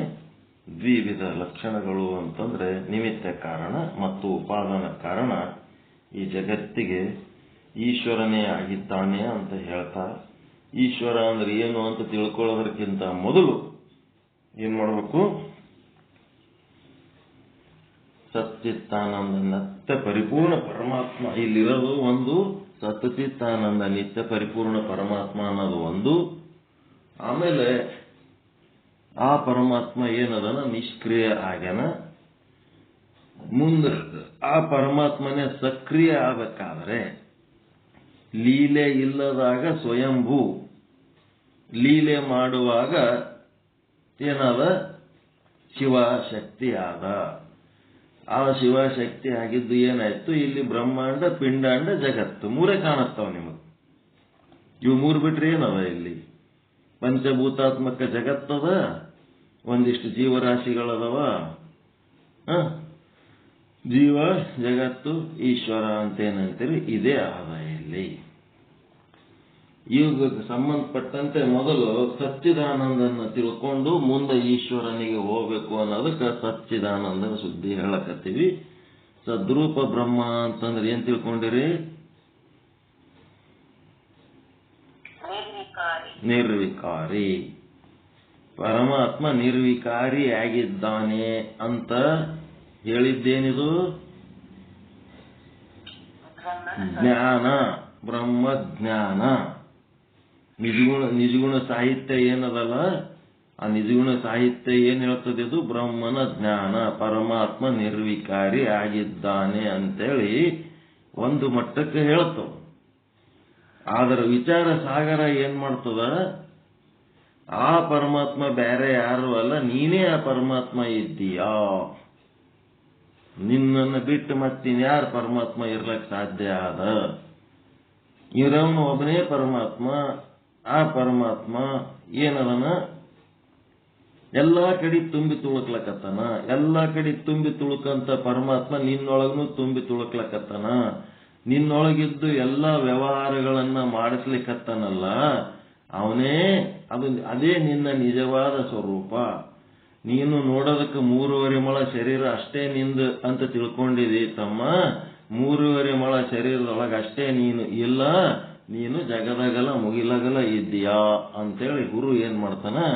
ಆ ಪರಮಾತ್ಮನೇ ನೀನಿದ್ದೀಯಾ ಅಂತೇಳಿ ಏನು ಹೇಳ್ತಾನಲ್ಲ, ಇದಕ್ಕೆ ಏನಂತಾರ? ಗುರು ಉಪದೇಶ ಮಾಡ್ತಾನ.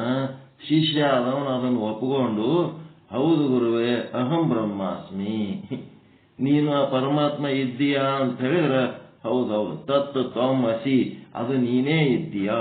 ಯಾವುದನ್ನ ಆರಾಧನೆ ಮಾಡ್ಲಕತ್ತಿದಿ ಅದು ಬೇರೆ ಯಾರು ಅಲ್ಲ, ಆ ಲಿಂಗ ನೀನೇ ಇದ್ದೀಯಾ, ಆ ಪರಮಾತ್ಮ ನೀನೇ ಇದ್ದೀಯಾ ಅಂತ ಗುರು ಹೇಳಿದಾಗ ಅದು ತತ್ ತ್ವಮಸಿ ಏನದ? ಉಪದೇಶ ವಾಕ್ಯ, ಗುರು ಹೇಳ ಮಾತದು. ತತ್ ಅಂದ್ರೆ ಅದು, ತ್ವಮ್ ಅಂದ್ರೆ ನೀನು, ಇದ್ದೀಯಾ ಅಸಿ. ಅದಕ್ಕೆ ಇವ ಏನ್ ಮಾಡ್ತಾನ? ಒಪ್ಪುಗೊತ್ತಾನ. ಅಹಂ ಬ್ರಹ್ಮ ಅಸ್ಮಿ ಗುರುದೇವ, ಹೌದು ಗುರುವೇ, ನಾನು ಬ್ರಹ್ಮ ಅದೀನಿ, ನಾ ಲಿಂಗ ಅದೀನಿ ಅಂತ ಇವ ಒಪ್ಪುಗೊತ್ತಾನ. ಅಹಂ ಬ್ರಹ್ಮ ಅಸ್ಮಿ. ಇದು ಏನಪ್ಪ ಅಂತಂದ್ರೆ ಭಾನ. ನಾನು ಅದು ಅದೀನಿ ಅಂತ ಒಪ್ಪುಕೊಳ್ಳೋದು ಭಾನ. ಪರಮಾತ್ಮ ಹೆಂಗ್ ಅದನ್ನ ವರ್ಣನೆ ಮಾಡೋದು? ಜ್ಞಾನ. ನಿಜಗುಣ ಸಾಹಿತ್ಯ 6 ಶಾಸ್ತ್ರಗಳು ಓದಿದ್ರೂ ಭಾನ ಆಗಂಗಿಲ್ಲ. ನಾನು ಅದೇ ಅದೀನಿ ಅಂತ ಹೇಳಕ್ಕೆ ಬರಂಗಿಲ್ಲ. ಅದು ಪರಮಾತ್ಮ ನಿರ್ವಿಕಾರ ಅದನಂತ ಹೇಳ್ತಾರ ಅಷ್ಟೇ. ಸಚ್ಚಿದಾನಂದ ಸದ್ರೂಪ ಬ್ರಹ್ಮ ಹೆಂಗ್ ಅದನಂತಂದ್ರೆ ನಿರ್ವಿಕಾರ ಅದನಂತ ವರ್ಣನೆ ಮಾಡ್ತಾರ. ಆದ್ರೆ ವಿಚಾರ ಸಾಗರ ಯಾರು ಓದ್ತಾರ ಅವ್ರಿಗೆ ಬಾನ ಆಗ್ತದ. ಏನಾಗ್ತದ? ಈ ದೇಹ ನಾನಲ್ಲ, ಈ ದೇಹ ವಿಕಾರಿ, ನಾನು ದೇಹಿ ಅಂತಂದ್ರ ಈ ದೇಹದೊಳಗಿದ್ದು ಈ ದೇಹವನ್ನು ಬೆಳಗುವವನು, ಈ ದೇಹಕ್ಕೆ ನಾನು ಆಧಾರವಾಗಿ ಈ ದೇಹಕ್ಕೆ ನಾನು ಅಂಟುಕೊಂಡಿಲ್ಲ. ಒಡಲೊಳಗಿದ್ದು ಒಡಲಿಂಗ ಆಧಾರವಾಗಿ ಒಡಲ ಸೋಂಕದೆ ಒಡಲ ಬೆಳಗುವವನು ನಾನು ದೇಹಿ. ನಾನೇನದೀನಿ? ನಿರ್ವಿಕಾರಿ ಅದೀನಿ ಅಂತ ಇದಕ್ಕೆ ಬಾನ ಅಂತ.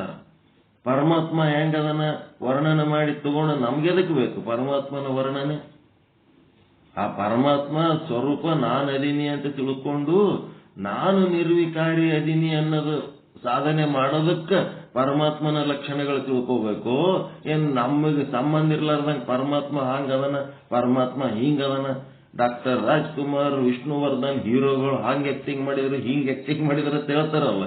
ತಾವು ನೋಡಿದ್ರೆ ಅವ್ರಕ್ಕಿಂತ ತಾವು ಹೀರೋಗಳು ಅಲ್ಲೇ ಅಲ್ಲ,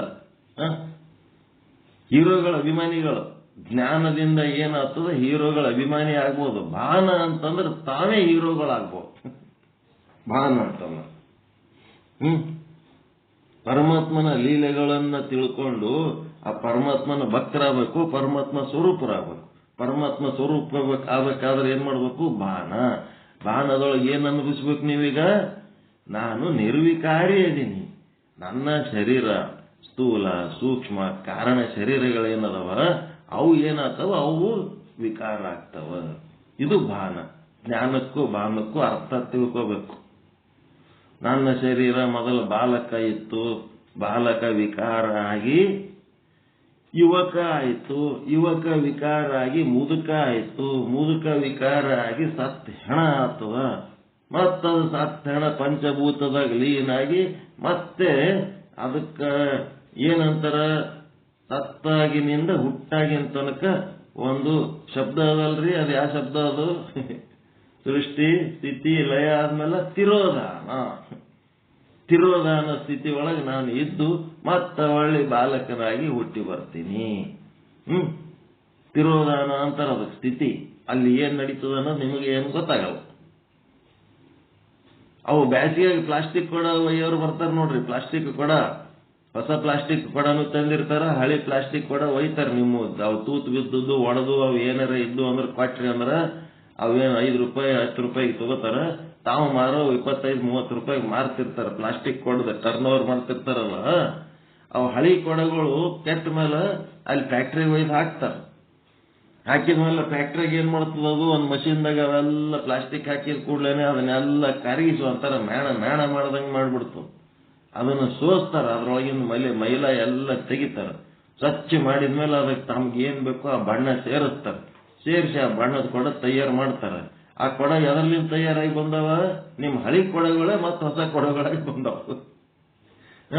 ಈ ಕೊಡನೇ ಈ ಕೊಡ ಆತದತ್ತ ಸ್ವಚ್ಛ ಹೇಳ್ತಾನವ. ಅದು ತಿರೋಧಾನ.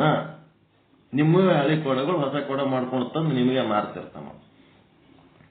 ಹಂಗ ನಾವು ಹುಟ್ಟೋದು, ಬಾಲಕ ಆಗೋದು, ಯುವಕ ಆಗೋದು, ಮುದುಕ ಆಗೋದು, ಸಾಯೋದು, ತಿರೋಧಾನದೊಳಗೆ ಹೋಗೋದು, ಮತ್ತ ಬರೋದು, ಮತ್ ಬಾಲಕ ಆಗೋದು, ಇದೆಲ್ಲ ಏನದ? ವಿಕಾರಿ.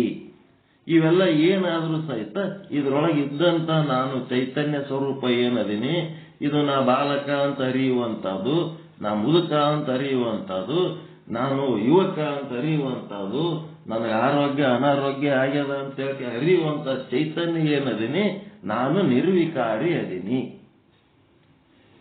ನಾನು ನಿರ್ವಿಕಾರಿ ಅದೀನಿ ಅಂತಂದ್ರೆ ನಿಮ್ಮ ಆರೋಗ್ಯ ಎಷ್ಟೇ ಅನಾರೋಗ್ಯ ಆದ್ರೂ ನಿಮ್ಗೇನಾರ ಅಂಜಿಕೆ ಬರ್ತದೇನೋ, ದುಃಖ ಆಗ್ತದೇನೋ? ನಿಶ್ಚಯ ಜ್ಞಾನ ಮಾಡ್ಕೊಂಡ್ರಿ ನಾ ನಿರ್ವಿಕಾರಿ ಅದೀನಿ, ಶರೀರ ವಿಕಾರ ಆಗ್ತದೆ. ಒಂದಿನ ಎಲ್ಲ ಹೋಗದೆ, ಇದು ಓಟು ಹೋಗದೆ. ನೀವೇನು ಎಲ್ಲ ಹಲ್ಲು ತೆಗೆದು ಬಂಗಾರದಲ್ಲಿ ಹಾಕೊಂಡ್ರು ಒಯ್ದು ಮಣ್ಣಾಗ ಇಡದೆ ಇದನ್ನು, ಬಂಗಾರದಲ್ಲಿ ಸಮೇತ ಮಣ್ಣಾಗ ಇಡದೆ ಇದನ್ನು.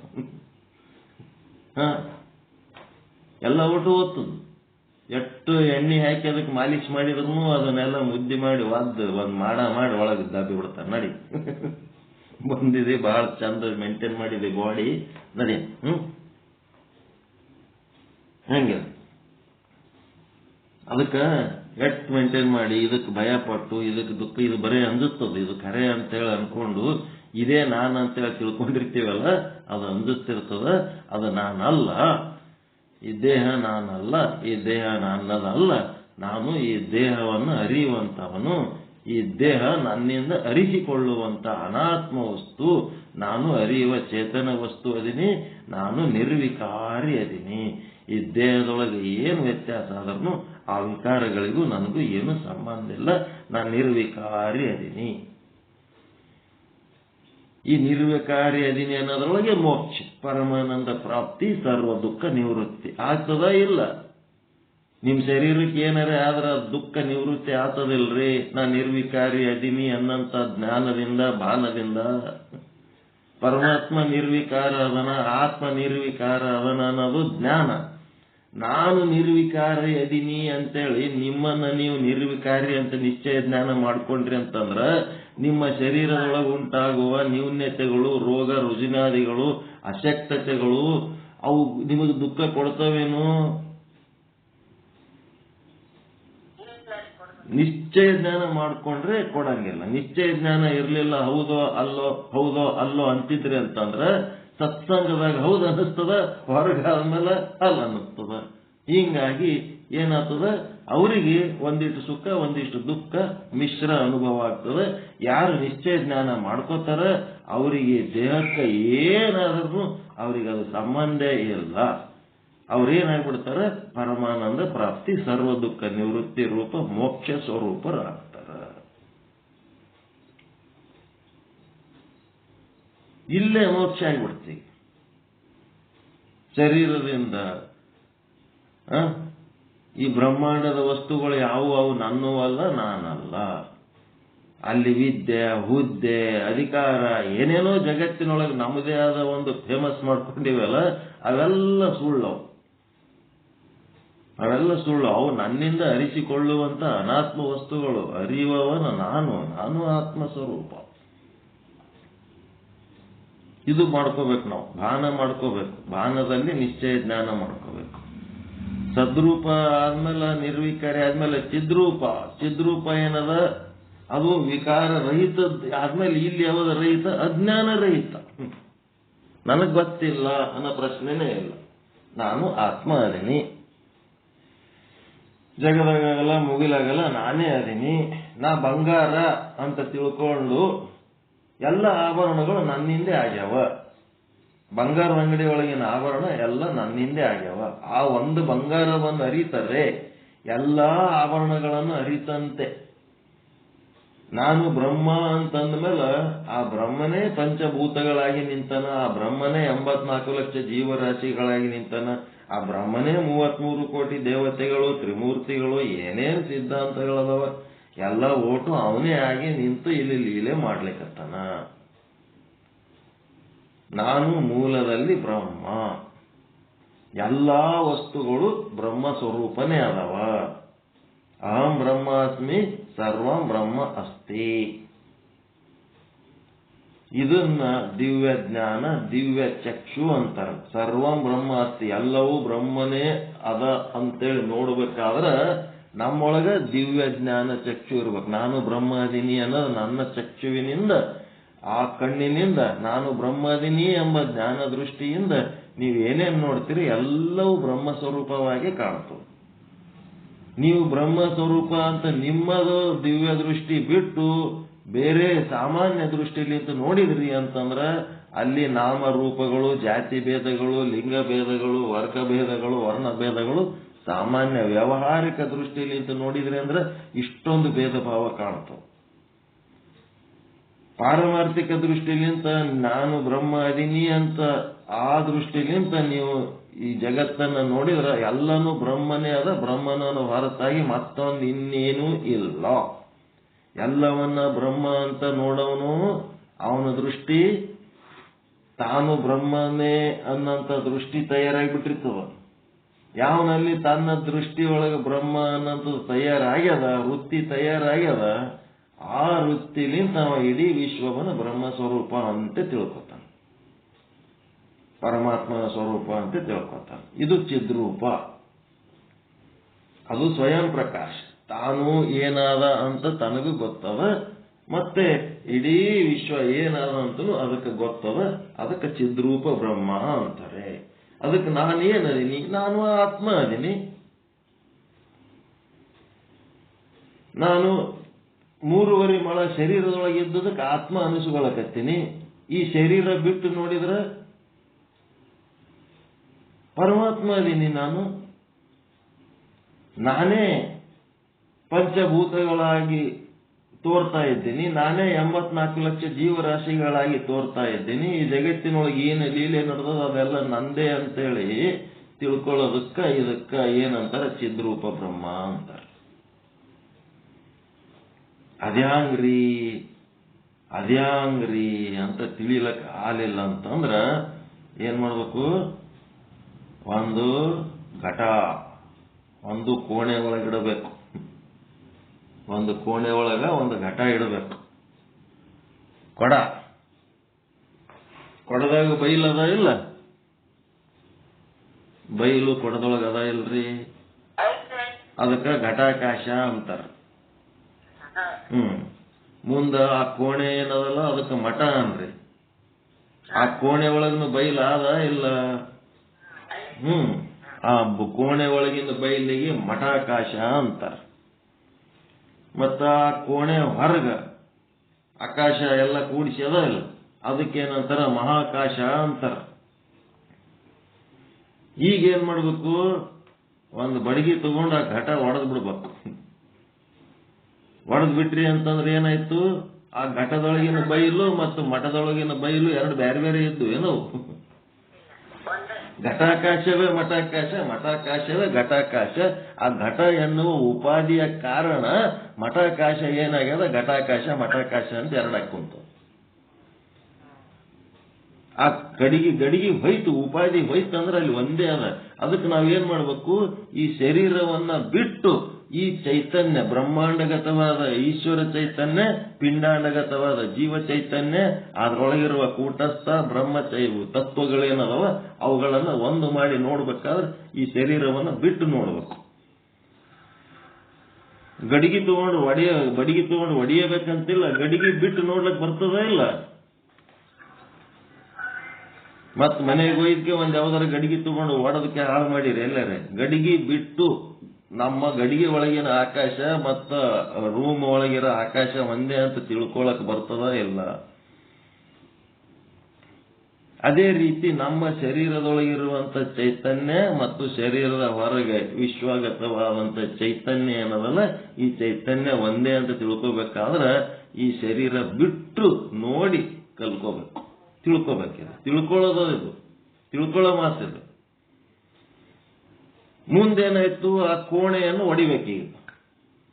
ಕೋಣೆ ರೂಮ್ ಬಿಡಿಸು ಎಲ್ಲ ಛತ್ತ ಗಾಡಿ ಎಲ್ಲ ತೆಗೆದು ಬಿಟ್ರಿ ಅಂತಂದ್ರೆ ಏನಾಯ್ತು, ಆ ಮಠಾಕಾಶ ಮತ್ತು ಮಹಾಕಾಶ ಅನ್ನೋದೇನು ಬೇರೆ ಬೇರೆ ಅದೇನು, ಮಹಾಕಾಶನೇ ಮಠಾಕಾಶ, ಮಠಾಕಾಶನೇ ಘಟಾಕಾಶ. ಘಟ ಮಠ ಎನ್ನುವ ಎರಡು ಉಪಾಧಿಗಳು ಬಂದ ಕಾರಣ ಆ ಮಠಾಕಾಶ ಏನಾಗ್ಯದ, ಜಗತ್ತು ಅಂತ ಆಗ್ಯದ. ಘಟಾಕಾಶ ಏನಾಗ್ಯದ, ಈ ಶರೀರ ಅಂತ ಆಗ್ಯದ. ಆ ಘಟ ಮಠಗಳು ಎರಡನ್ನ ತೆಗೆದು ಬಿಟ್ರಿ ಅಂತಂದ್ರ ಒಂದೇ ಚೇತನ, ಒಂದೇ ಬಯಲು, ಒಂದೇ ಆಕಾಶ, ಒಂದೇ ಚೇತನ. ಅದು ಬಿಟ್ರೆ ಮತ್ತೊಂದು ಏನು ಇಲ್ಲೇ ಇಲ್ಲ. ಹೀಗಾಗಿ ಈ ಜಗತ್ತಿನೊಳಗೆ ಎಲ್ಲಿ ಏನೇ ಲೀಲೆಗಳು ನಡೆದವ ಅಂತಂದ್ರ ಅವೆಲ್ಲ ಲೀಲೆ ನನ್ನಿಂದೇ ನಡೆದವ. ಯಾರಿಗೆ, ಯಾರು ಆ ಚೈತನ್ಯ ಸ್ವರೂಪ ತಾನೇ ಅಂತ ತಿಳ್ಕೊಂಡಿರ್ತಾರಲ್ಲ ಅವ್ರಿಗೆ. ಈ 3.5 ಮೊಳ ಶರೀರ ನಾನಂತ ತಿಳ್ಕೊಂಡಿರ್ತಾರಲ್ಲ ಅವ್ರಿಗೆ ಅಲ್ಲ. 3.5 ಮೊಳ ಶರೀರದಿಂದ ಮಾಡಿದ್ದು ಸಂಸಾರ. 3.5 ಮೊಳ ಶರೀರವನ್ನು ಬಿಟ್ಟು ಇಡೀ ಬ್ರಹ್ಮಾಂಡದಾಗ ಏನು ಲೀಲೆಗಳು ನಡಿಲಕತ್ತವ ಅವೆಲ್ಲ ಬ್ರಹ್ಮಾಂಡಗತವಾದಂತ ಲೀಲೆಗಳು ಆ ಚೈತನ್ಯ ರೂಪವಾದಂತ ಒಂದು ಕ್ರಿಯೆಗಳು ಏನ್ ನಡೆದವಲ್ಲ ಅದೆಲ್ಲ ಓಟು ಏನದ ಅಖಂಡ ಬ್ರಹ್ಮನಿಂದಲೇ ನಡೆದವ ಅಂತ ತಿಳ್ಕೋಬೇಕು. ಇದು ಚಿದ್ರೂಪ ಬ್ರಹ್ಮ. ಮಳಿ ಬರ್ಲಕತ್ತದ ಅಂದ್ರೆ ನಿಮ್ಲಿಂತೆ ಬರ್ಲಕತ್ತದ. ಸೂರ್ಯ ಬಿಸಿಲು ಕೊಡ್ಲಕತ್ತಾನ, ಅದು ನಿಮ್ಲಿಂತೆ ಕೊಡ್ಲಕತ್ತಾನ. ಆ ಸೂರ್ಯನೊಳಗಿರೋ ಆತ್ಮ ಬೇರೆ ಅಲ್ಲ, ನಿಮ್ಮೊಳಗಿರೋ ಆತ್ಮ ಬೇರೆ ಅಲ್ಲ. ಎಲ್ಲರೊಳಗಿರೋ ಆತ್ಮ ಒಂದೇ. ಈ ರೀತಿ ನಾವು ಅನುಸಂಧಾನ ಮಾಡ್ತಾ ಮಾಡ್ತಾ ವಾದ್ರಿ ಅಂತಂದ್ರ ಏನಾಗ್ತದ, ಪ್ರಕೃತಿ ನೀವ್ ಹೇಳ್ದಂಗೆ ಕೇಳ್ತದ. ನೀವ್ ಯಾವಾಗ ಬೇಕಾವಾಗ ಮಳಿ ಬರ್ಬೇಕಂದ್ರೆ ಮಳಿ ಬರುತ್ತೀರಿ ನೀವು. ನಿಮ್ಮೊಳಗೆ ಸಿದ್ಧಿ ಆಗ್ಬೇಕಲ್ಲ, ಇದು ನಿಶ್ಚಯ ಸ್ನಾನ ಮಾಡ್ಕೊಂಡ್ರಿ ಅಂತಂದ್ರೆ ಅದು ಮಾತು ಕೇಳ್ತದ. ಈಗ ಪ್ರಧಾನ ಮಂತ್ರಿ ನಾನು ಅಂತ ಹೇಳಕ್ಕೆ ಬರೇ ಬಾಯಿಲೆ ಅಂತಂದ್ರ ದೇಶದ ಮಂದಿ ಕೇಳ್ತಾರ ನಿಮ್ಮ ಮಾತು? ಅದನ್ನೇ ಕೇಳಂಗಿಲ್ಲ. ನಾನೇ ಪ್ರಧಾನ ಮಂತ್ರಿ ಅಂತ, ಪ್ರಧಾನ ಮಂತ್ರಿ ಅಂತೇಳಿ ತಿಳ್ಕೊಂಡು ಸಾಧನೆ ಮಾಡಿ ಹೋಗಿ ಆ ಕುರ್ಚಿಗೆ ಕೂತ್ರ ಎಲ್ಲರೂ ಮಾತು ಕೇಳ್ತಾರೆ. ಯಾಕೆ ಯಾರು ಕೇಳಂಗಿಲ್ಲ ನಿಮಗೆ ಪ್ರಧಾನ ಮಂತ್ರಿ ಅಂತ ಹೇಳಕ್ಕೆ? ಯಾಕೆ ಮರ್ಯಾದೆ ಕೊಡಂಗಿಲ್ಲ ಅಂತಂದ್ರೆ ಪ್ರಧಾನ ಮಂತ್ರಿ ಆಗಿಲ್ಲ, ಸಿದ್ಧಿ ಆಗಿಲ್ಲ, ಶುದ್ಧಿ ಆಗಿಲ್ಲ. ಅಹಂ ಬ್ರಹ್ಮಾಸ್ಮಿ ಅನ್ನೋದು ಆದ ದಿವಸ ಅವಾಗ ನೀವು ಹೇಳಿದ್ದು ಕೇಳ್ತದೆ. ಇದು ಪ್ರಕೃತಿ ನಿಮ್ಮ ಆಶ್ರಯದಾಗಿದ್ದದ್ದು, ಅದು ಪ್ರಕೃತಿ ಬ್ರಹ್ಮನ ಆಶ್ರಯದಾಗದು ಪ್ರಕೃತಿ. ಪ್ರಕೃತಿನೇ ದೊಡ್ಡದು ಮಾಡ್ಕೊಂಡು ಅದಕ್ಕೆ ಯಪ್ಪೋ ಅನ್ಕೋತ್ ಕೂತಾಗ ಬ್ರಹ್ಮನ ಅನುಭವ ಯಾವಾಗ ಆಗ್ಬೇಕಿದೆ? ನೀವು ಬ್ರಹ್ಮ ಸ್ವರೂಪರಾದ್ರೆ ಅಂದ್ರೆ ನಿಮ್ಮ ಆಶ್ರಯದೊಳಗಿರೋ ಪ್ರಕೃತಿ ನೀವು ಹೇಳಿದ್ದು ಕೇಳ್ತದೆ.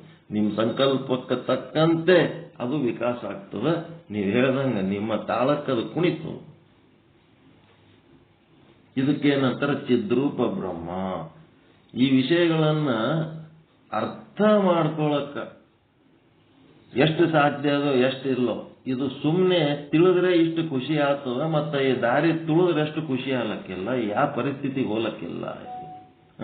ಅದ್ಭುತವಾದ ಚಿಂತನೆ ಇದು. ಇದಕ್ಕಿಂತ ಎತ್ತರ, ಇದಕ್ಕಿಂತ ಮ್ಯಾಲ ಇನ್ನ ಏನಾರೆ ಆದೇನು ಅಂದ್ರೆ ಏನೂ ಇಲ್ಲ, ಮುಗೀತು. ಅಲ್ಟಿಮೇಟ್ ಅಂತಾರೆ ಇದಕ್ಕೆ. ಇದಕ್ಕಿಂತ ಮ್ಯಾಲ ಮತ್ತಿನ್ಯಾವ ಚಿಂತನೂ ಇಲ್ಲ. ಮುಂದೆ ಸದ್ರೂಪ ಚಿದ್ರೂಪ ಆದ್ಮೇಲೆ ಆನಂದ ರೂಪ ಅಂತ ಬಂತು. ಈ ಆನಂದ ರೂಪ ಇದ್ದದ್ದು ಏನಾಗ್ಬಿಟ್ಟದ? ಪರಮಾತ್ಮ ಆನಂದ ರೂಪ ಇದ್ದವ ಏನಾಗ್ಯಾನ? ದುಃಖ ರೂಪ ಯಾಕಾಗ್ಯಾನ ಅದು ತಿಳ್ಕೋಬೇಕು. ದುಃಖ ಯಾಕಾಯ್ತು? ಆ ಪರಮಾತ್ಮ ಅವಯವಗಳಿಲ್ಲದವನ. ಕೈ, ಕಾಲು, ಬಾಯಿ, ಕಣ್ಣು, ಕಿವಿ, ಮೂಗು ಏನಾರ ಅದವೇನವನಿಗೆ? ನಿರಾಕಾರ ನಿರವಯವ ಅವನ. ಆ ನಿರವಯವ ಇದ್ದವ ಏನಾಗ್ಯಾನ? ಲೀಲೆ ಮಾಡುವುದಕ್ಕ ಅವಯವ ಉಳ್ಳಂತ ಜೀವ ಆಗ್ಯಾನ. ಜೀವ ಆಗಿದ್ದಕ್ಕೆ ಏನಾಗ್ಬಿಡ್ತು? ಆ ಜೀವನ ಅವಯವಗಳು ಏನ್ ಮಾಡ್ತಾವ? ಈ ಜಗತ್ತಿನ ವಿಷಯಗಳ ಭೋಗಕ್ಕ ಹಂಬಲಿಸ್ತಿರ್ತಾವಲ್ಲ, ಅವು ಸಿಕ್ಕಾಗ ಸುಖ ಪಡ್ತಾನ, ಸಿಗಲಾರ್ದಾಗ ದುಃಖ ಪಡ್ತಾನ. ಅವನಿಗೇನದ? ನಿಜವಾಗಿ ತಾನು ಆನಂದ ಸ್ವರೂಪ ಅನ್ನೋದೇ ಮರ್ತು ಬಿಟ್ಟಾನ. ಅವಯವಗಳ ಬೆನ್ನ ಹತ್ತಿದ್ದಕ್ಕ. ಮತ್ತೆ ಸೋಪಾಧಿಕ ಅಂತಂದ್ರೆ ಉಪಾಧಿಗಳು ಬೆನ್ನು. ಈ ಶರೀರ ನಾನು, ಈ ಜಗತ್ತಿನಲ್ಲಿ ನಾನೇನ್ ಜಮಾಚಿಟ್ಕೊಂಡು ಕೂತಿನಲ್ಲಿ, ಸಂಸಾರ, ಮನಿ, ಇದಿಷ್ಟೇ ನಂದು. ಇಡೀ ವಿಶ್ವ ನಂದು ಅನ್ನೋದು ಬರ್ಬೇಕಾದ್ರೆ ಎಲ್ಲಿದ್ರು ನಮ್ಮನೆ ಕೂತಷ್ಟೇ ಸಂತೋಷವಾಗಿರ್ಬೇಕು. ಎಲ್ಲಿ ಹೋದ್ರೂ ಅದು ನನ್ನ ಮನೆ, ಅದೇ ನನ್ನ ಜಾಗ ಅನ್ನಂಗಿರ್ಬೇಕು. 24 ತಾಸಿನೊಳಗೆ ಮತ್ತೆ ವಾಪಸ್ ಅದೇ ಮನೆಗೆ ಹೋಗಿ ಸೇರ್ಕೊಂಡ್ರೆ ಅದು ಉಪಾಧಿ. ಅದು ನಿಮ್ಮ ಮನೆಗಿದ್ದ ಕಲ್ಲ ಮಣ್ಣನೇ ಇಡೀ ಜಗತ್ತಿನ ತುಂಬಾ ಅದ. ನಿಮ್ಮ ಮನೆಗಿದ್ದಂತ ಪಾತ್ರೆ ಪಗಡಗಳೇ ಇಡೀ ಜಗತ್ತಿನ ತುಂಬಾ ಅದಾವ. ನಿಮ್ಮ ಮನೆಗೇನು ಅಡಿಗೆ ಮಾಡ್ತೀರಿ ಅದೇ ಅಡಿಗೆನೇ ಇಡೀ ಜಗತ್ತಿನ ತುಂಬಾ ಎಲ್ಲ ಕಡೆ ಅದ. ಆದ್ರೆ ನಿಮ್ಗೇನು ಅಲ್ಲಿ ಮಾಡ್ಕೊಂಡು ತಿಂದದ್ದೇ ನಿಮ್ಮದು, ಉಳಿದದ್ದೇನು ಸಂಬಂಧ ಇಲ್ಲ ಅನ್ನಂಗಿದ್ದು ಏನ್ ಮಾಡ್ತೀರಿ? ಓಡಿ ಹೋಗಿ ಮತ್ತೆ ಅದೇ ಜಾಗದಾಗ ಕುಂದಿರ್ತೀರಿ. ಅದಕ್ಕದೇನ ಸೋಪಾಧಿಕ. ನಿಮ್ಮ ಮನಿ ಅನ್ನೋದು ಒಂದು ಉಪಾಧಿಕ, ನಿಮ್ಮ ಸಂಬಂಧಗಳು ಅನ್ನೋದು ಒಂದು ಉಪಾಧಿಕ, ನಿಮ್ಮ ಏನ್ ಸಂಸಾರ ಅನ್ನೋದು ಒಂದು ಉಪಾಧಿಕ. ಇವು ಏನ್ ಮಾಡ್ತಾವ? ನಿಮಗ ದುಃಖ ಮಾಡ್ತಾವ. ಸಾಪೇಕ್ಷಿಕ. ನಿನ್ನ ಮೊನ್ನೆ ಎಲ್ಲ ಹೇಳಿನ ನಾನು. ಸಾಪೇಕ್ಷಿಕ ಏನ್ ಮಾಡ್ತೀರಿ? ಕಂಪೇರ್ ಮಾಡ್ತೀರಿ. ಒಬ್ಬರಿಗಿಂತ ಇನ್ನೊಬ್ರು ಕಂಪೇರ್ ಮಾಡ್ಕೋತೀರಿ. ಅವ್ರು ನಮ್ಕಿಂತ ಕಡಿಮೆ, ಇವ್ರು ನಮ್ಕಿಂತ ಹೆಚ್ಚಿದ್ದವ್ರ ಸಂಗಾಟ ಗುದ್ದಾಡಕ್ ಹೋಗಿ ಏನೇನೋ ಮಾಡಿ ತಾವು ಹೆಚ್ಚು ಮಾಡ್ಕೊಳಕ್ ಹೋಗೋದು, ಕಡಿಮೆ ಇದ್ದವ್ರ ಬಗ್ಗೆ ಕೀಳಾಗಿ ತಿಳ್ಕೊಳ್ಳೋದು, ಇವೆಲ್ಲ ನಮ್ಮ ಆನಂದಕ್ಕೆ ಅಡ್ಡಿಪಡಿಸ್ತವ. ಸೋಪಾಧಿಕ, ಸಾವಯವ, ಸಾಪೇಕ್ಷಿಕ. ಮತ್ತಿನ್ನ ನಮ್ಗ ದುಃಖ ಪಡಿಸವ ಯಾವು? ಸತ್ವಗುಣ, ರಜೋಗುಣ, ತಮೋಗುಣಗಳು. ಇವು ದುಃಖ ಪಡಿಸ್ತಾವ. ಇವು ನಮಗೆ ಸಾಧನೆ ಮುಂದೆ ಹೋಗ್ಲಕ್ಕೆ ಬಿಡಂಗೇ ಇಲ್ಲ. ಇವು ಅಲ್ಲೇ ನಿಲ್ಲಿಸ್ತಾವ. ಸತ್ವಗುಣ ವಿಚಾರ ಸಾಗರ, ದಿನ ಮುಂಜಾನೆ 2 ತಾಸು ಕೂತು ಚಂದ ತಿಳ್ಕೊತೀವಿ, ಓದ್ತೀವಿ, ಬರಿತೀವಿ. ಇದು ಮಾಡ್ಬೇಕಷ್ಟೇ. ಇದ್ರ ಬಗ್ಗೆ ಅಹಂಕಾರ ಪಡಬಾರದು. ಇದ್ರ ಬಗ್ಗೆ ಅಹಂಕಾರ ಪಟ್ಟರೆ ಸತ್ವಗುಣ. ವಿಚಾರ ಸಾಗರ ಓದ್ತೀವಿ ನಾವು, ಬೇರೆ ಯಾರು ಓದಲ್ಲ, ನಾವೇ ಓದ್ತೀವಿ. ದೊಡ್ಡ ಪಂಡಿತರು, ದೊಡ್ಡ ಶಾಣ್ಯರು ಅಂದ್ಕೊಂಡೇವು ಅಂದ್ರೆ ಸತ್ವಗುಣ ಏನ್ ಮಾಡ್ತದ, ನಾವು ಮಾಡೋ ಕೆಲಸದ ಬಗ್ಗೆ ಅಭಿಮಾನ ಬೆಳೆಸ್ತದ. ಅಭಿಮಾನ ಬೆಳೆಸಿ ಸಾಧನೆಗೆ ಮುಂದೆ ಹೋಗ್ಲಕ್ ಬಿಡಂಗಿಲ್ಲ. ತ್ರಿಗುಣಾತೀತ ಆಗ್ಬೇಕು ನಾವು. ರಜೋಗುಣ ನಮ್ಗೆ ಎಲ್ಲ ಗೊತ್ತದ ಅಂತ ಹೇಳಕ್ಕೆ ಇನ್ನೊಬ್ರಿಗೆ ಏನು ಗೊತ್ತಿಲ್ಲ ಅಂತೇಳಿ ಅವ್ರ ಮೇಲೆ ನಾವೇನ್ ಮಾಡ್ತೀವಿ, ಅಧಿಕಾರ ಮಾಡ್ಲಕ್ಕೆ ಹೋಗ್ತೀವಿ ಬಹಳ ಶಾಣ್ಯರಾಗಿ. ಅದು ರಜೋಗುಣ. ತಮೋಗುಣ ಅದು ಏನದು ಅಂತಂದ್ರೆ ಒಂಥರ ಸಿಟ್ಟು, ಕಾಮ, ಕ್ರೋಧ, ಲೋಭ, ಮೋಹ, ಮದ, ಮತ್ಸರಗಳುಳ್ಳಂಥ ವಿಕಾರಗಳುಳ್ಳಂಥ ಸ್ವಭಾವ. ಎಲ್ಲ ತಿಳ್ಕೊಂಡ್ರು ಏನು ಅರಳಿರಂಗಿಲ್ಲ ಹೂವ.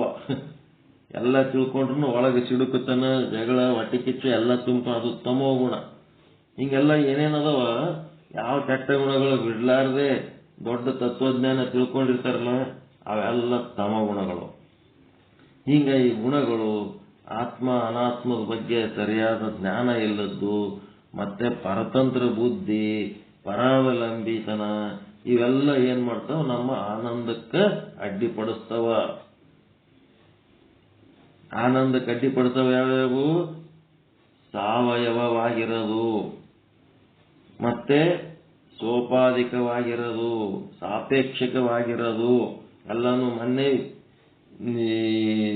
ಎದ್ರೊಳಗ ಆ ಸಿದ್ಧಾಂತ ಶಿಖಾಮಣಿ ಪಾಠದೊಳಗೆ ಎಲ್ಲ ವಿವರಣೆ ಮಾಡೀವಿ, ಹೇಳಿದ್ದೆ. ಮತ್ತೆ ಹೇಳ್ಕೊತ ಕೂತ್ರ ಟೈಮ್ ಆಗ್ತದೆ. ಸಾಪೇಕ್ಷಕ ಮತ್ತೆ ಗುಣಕ್ರಿಯೆಗಳು ಉಳ್ಳಂತದ್ದು. ಮತ್ತೆ ಗುಣಗಳಂತಂದ್ರೆ ಅದೇ ಸತ್ವಗುಣ, ರಜೋಗುಣ, ತಮೋಗುಣಗಳು.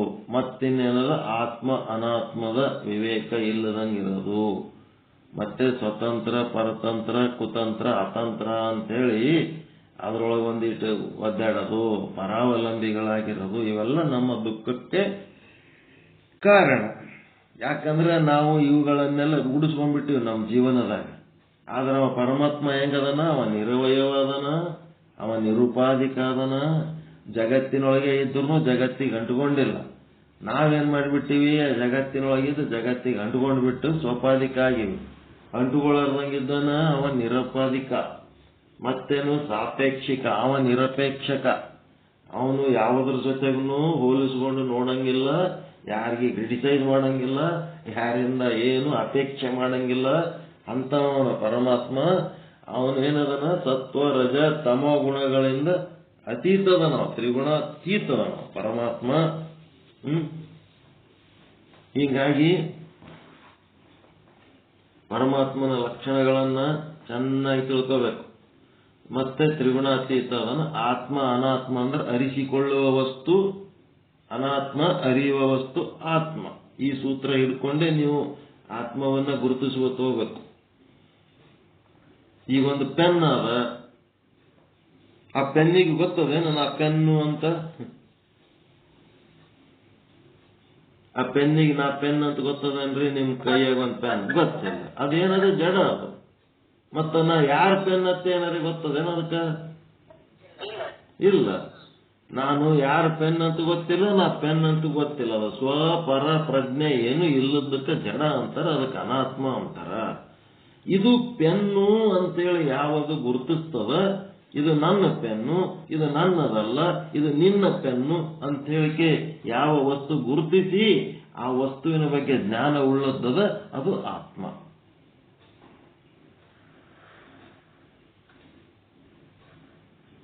ನಿಮಗೆ ಎಲ್ಲ ಹೊಸು ವಸ್ತುಗಳು ಗೊತ್ತಿಲ್ಲ, ಪೆನ್ನು ಗೊತ್ತದ, ನಿಮ್ ಕಣ್ಣೆದ್ರೆ ಗೊತ್ತಿಲ್ಲ, ಎಲ್ಲ ವಸ್ತುಗಳು ಗೊತ್ತದವೆ. ನೀವೇನು ಪೂರ್ತಿ ಸರ್ವಜ್ಞ ಇದ್ರೆ ಏನಿದೆ? ಏನಿಲ್ಲ. ನಿಮಗೆ ಗೊತ್ತಿಲ್ಲದಂತ ಪದಾರ್ಥಗಳು, ಗೊತ್ತಿಲ್ಲದಂತ ಪ್ರಾಣಿಗಳು, ಗೊತ್ತಿಲ್ಲದಂತ ಪ್ರಸಂಗಗಳು ಏನಾರ ಎದುರಾದು ಅಂತಂದ್ರೆ ಆ ಗೊತ್ತಿಲ್ಲದ್ದು ಅದು ಏನಾಕಿರ್ಲಿ ಬಿಡ್ರಿ, ಆದ್ರೆ ಗೊತ್ತಿಲ್ಲ ಅನ್ನೋದನ್ನು ಆತ್ಮನೇ. ಗೊತ್ತಿಲ್ಲ ಅನ್ನೋದ್ರೆ ಗೊತ್ತಾಯ್ತಾ ಇಲ್ಲ? ಅದೇ ಆತ್ಮ. ಗುರುವಿನ ಮೂಲಕ ಅದನ್ನು ತಿಳ್ಕೊಂಡಾಗ ಆ ವಸ್ತುವಿನ ಜ್ಞಾನ ಉಂಟಾಗ್ತದೆ. ಗೊತ್ತಿಲ್ಲ ಅನ್ನೋದು ಗೊತ್ತಾಗದೆ ಆತ್ಮ. ಗೊತ್ತಾದ ಅನ್ನೋದನ್ನು ಆತ್ಮನೇ, ಗೊತ್ತಿಲ್ಲ ಅನ್ನೋದನ್ನು ಆತ್ಮನೇ. ಎಲ್ಲ ಓಟು ಗೊತ್ತಿಲ್ಲ, ಎಲ್ಲ ಓಟು ಗೊತ್ತಿರಂಗಿಲ್ಲ. ಆಯ್ತು, ವಿಚಾರ ಸಾಗರ 5ನೇ ತರಂಗದ ಗದಿರಿ. 4 ತರಂಗ ಓದಿ 5ನೇ ತರಂಗದ ಗದಿರಿ. ಇಲ್ಲಿ ತನಕ ಏನ್ ತಿಳ್ಕೊಂಡಿರಿ? ಇದು ಆತ್ಮನೇ. ಇನ್ನು ಮುಂದಿನವು ಏನದ ಅದು ಯಾರಿಗೆ ಗೊತ್ತು? ನನಗೆ ಗೊತ್ತಿಲ್ಲ, ನಿಮಗೆ ಗೊತ್ತಿಲ್ಲ. ಅದು ಗೊತ್ತಿಲ್ಲ ಅನ್ನೋದನ್ನು ಅದನ್ನು ಆತ್ಮನೇ. ಗೊತ್ತಿಲ್ಲ ಅನ್ನೋದು ಗೊತ್ತು ಮಾಡ್ಕೊಂಡಿರಲ್ಲ, ಅದು ಆತ್ಮನೇ. ಗೊತ್ತಾದ ಅನ್ನೋದು ಗೊತ್ತು ಮಾಡ್ಕೊತಿರಲ್ಲ, ಅದು ಆತ್ಮನೇ. ಒಂದ್ ಮಾತಾಡ್ರಿ, ಒಂದ್ ಸ್ವಲ್ಪ ಮಾತಾಡ್ರಿ ಅಂತಂದ್ರೆ ಇಲ್ ಬಿಡ್ರಿ, ನಮ್ಗೇನ್ ಮಾತು ಬರಲ್ರಿ, ಮಾತಾಡಂಗಿಲ್ರಿ, ಮಾತು ಬರಲ್ರಿ. ಮತ್ತೆ ಮಾತು ಬರಲ್ಲ ಅನ್ನೋದು ಮಾತಾಡಿ ಹೇಳಕತ್ತೀರ, ಮಾತಾಡ್ಲಾರ್ದೆ ಹೇಳಕತ್ತೀರ. ನಮಗ್ ಮಾತಾಡ್ಲಕ್ ಬರಲ್ರಿ ಅಂತ ಹೇಳೋದನ್ನು ಮಾತಾಡಿ ಹೇಳಕತ್ತೀರಲ್ಲ. ಮತ್ತ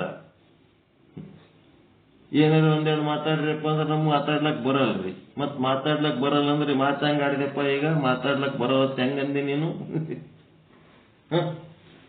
ಹಂಗಿವೆಲ್ಲ ವಿಚಾರಗಳು ಬರ್ತಾವ. ಇದು ಆನಂದ. ಮುಂದೇನದ?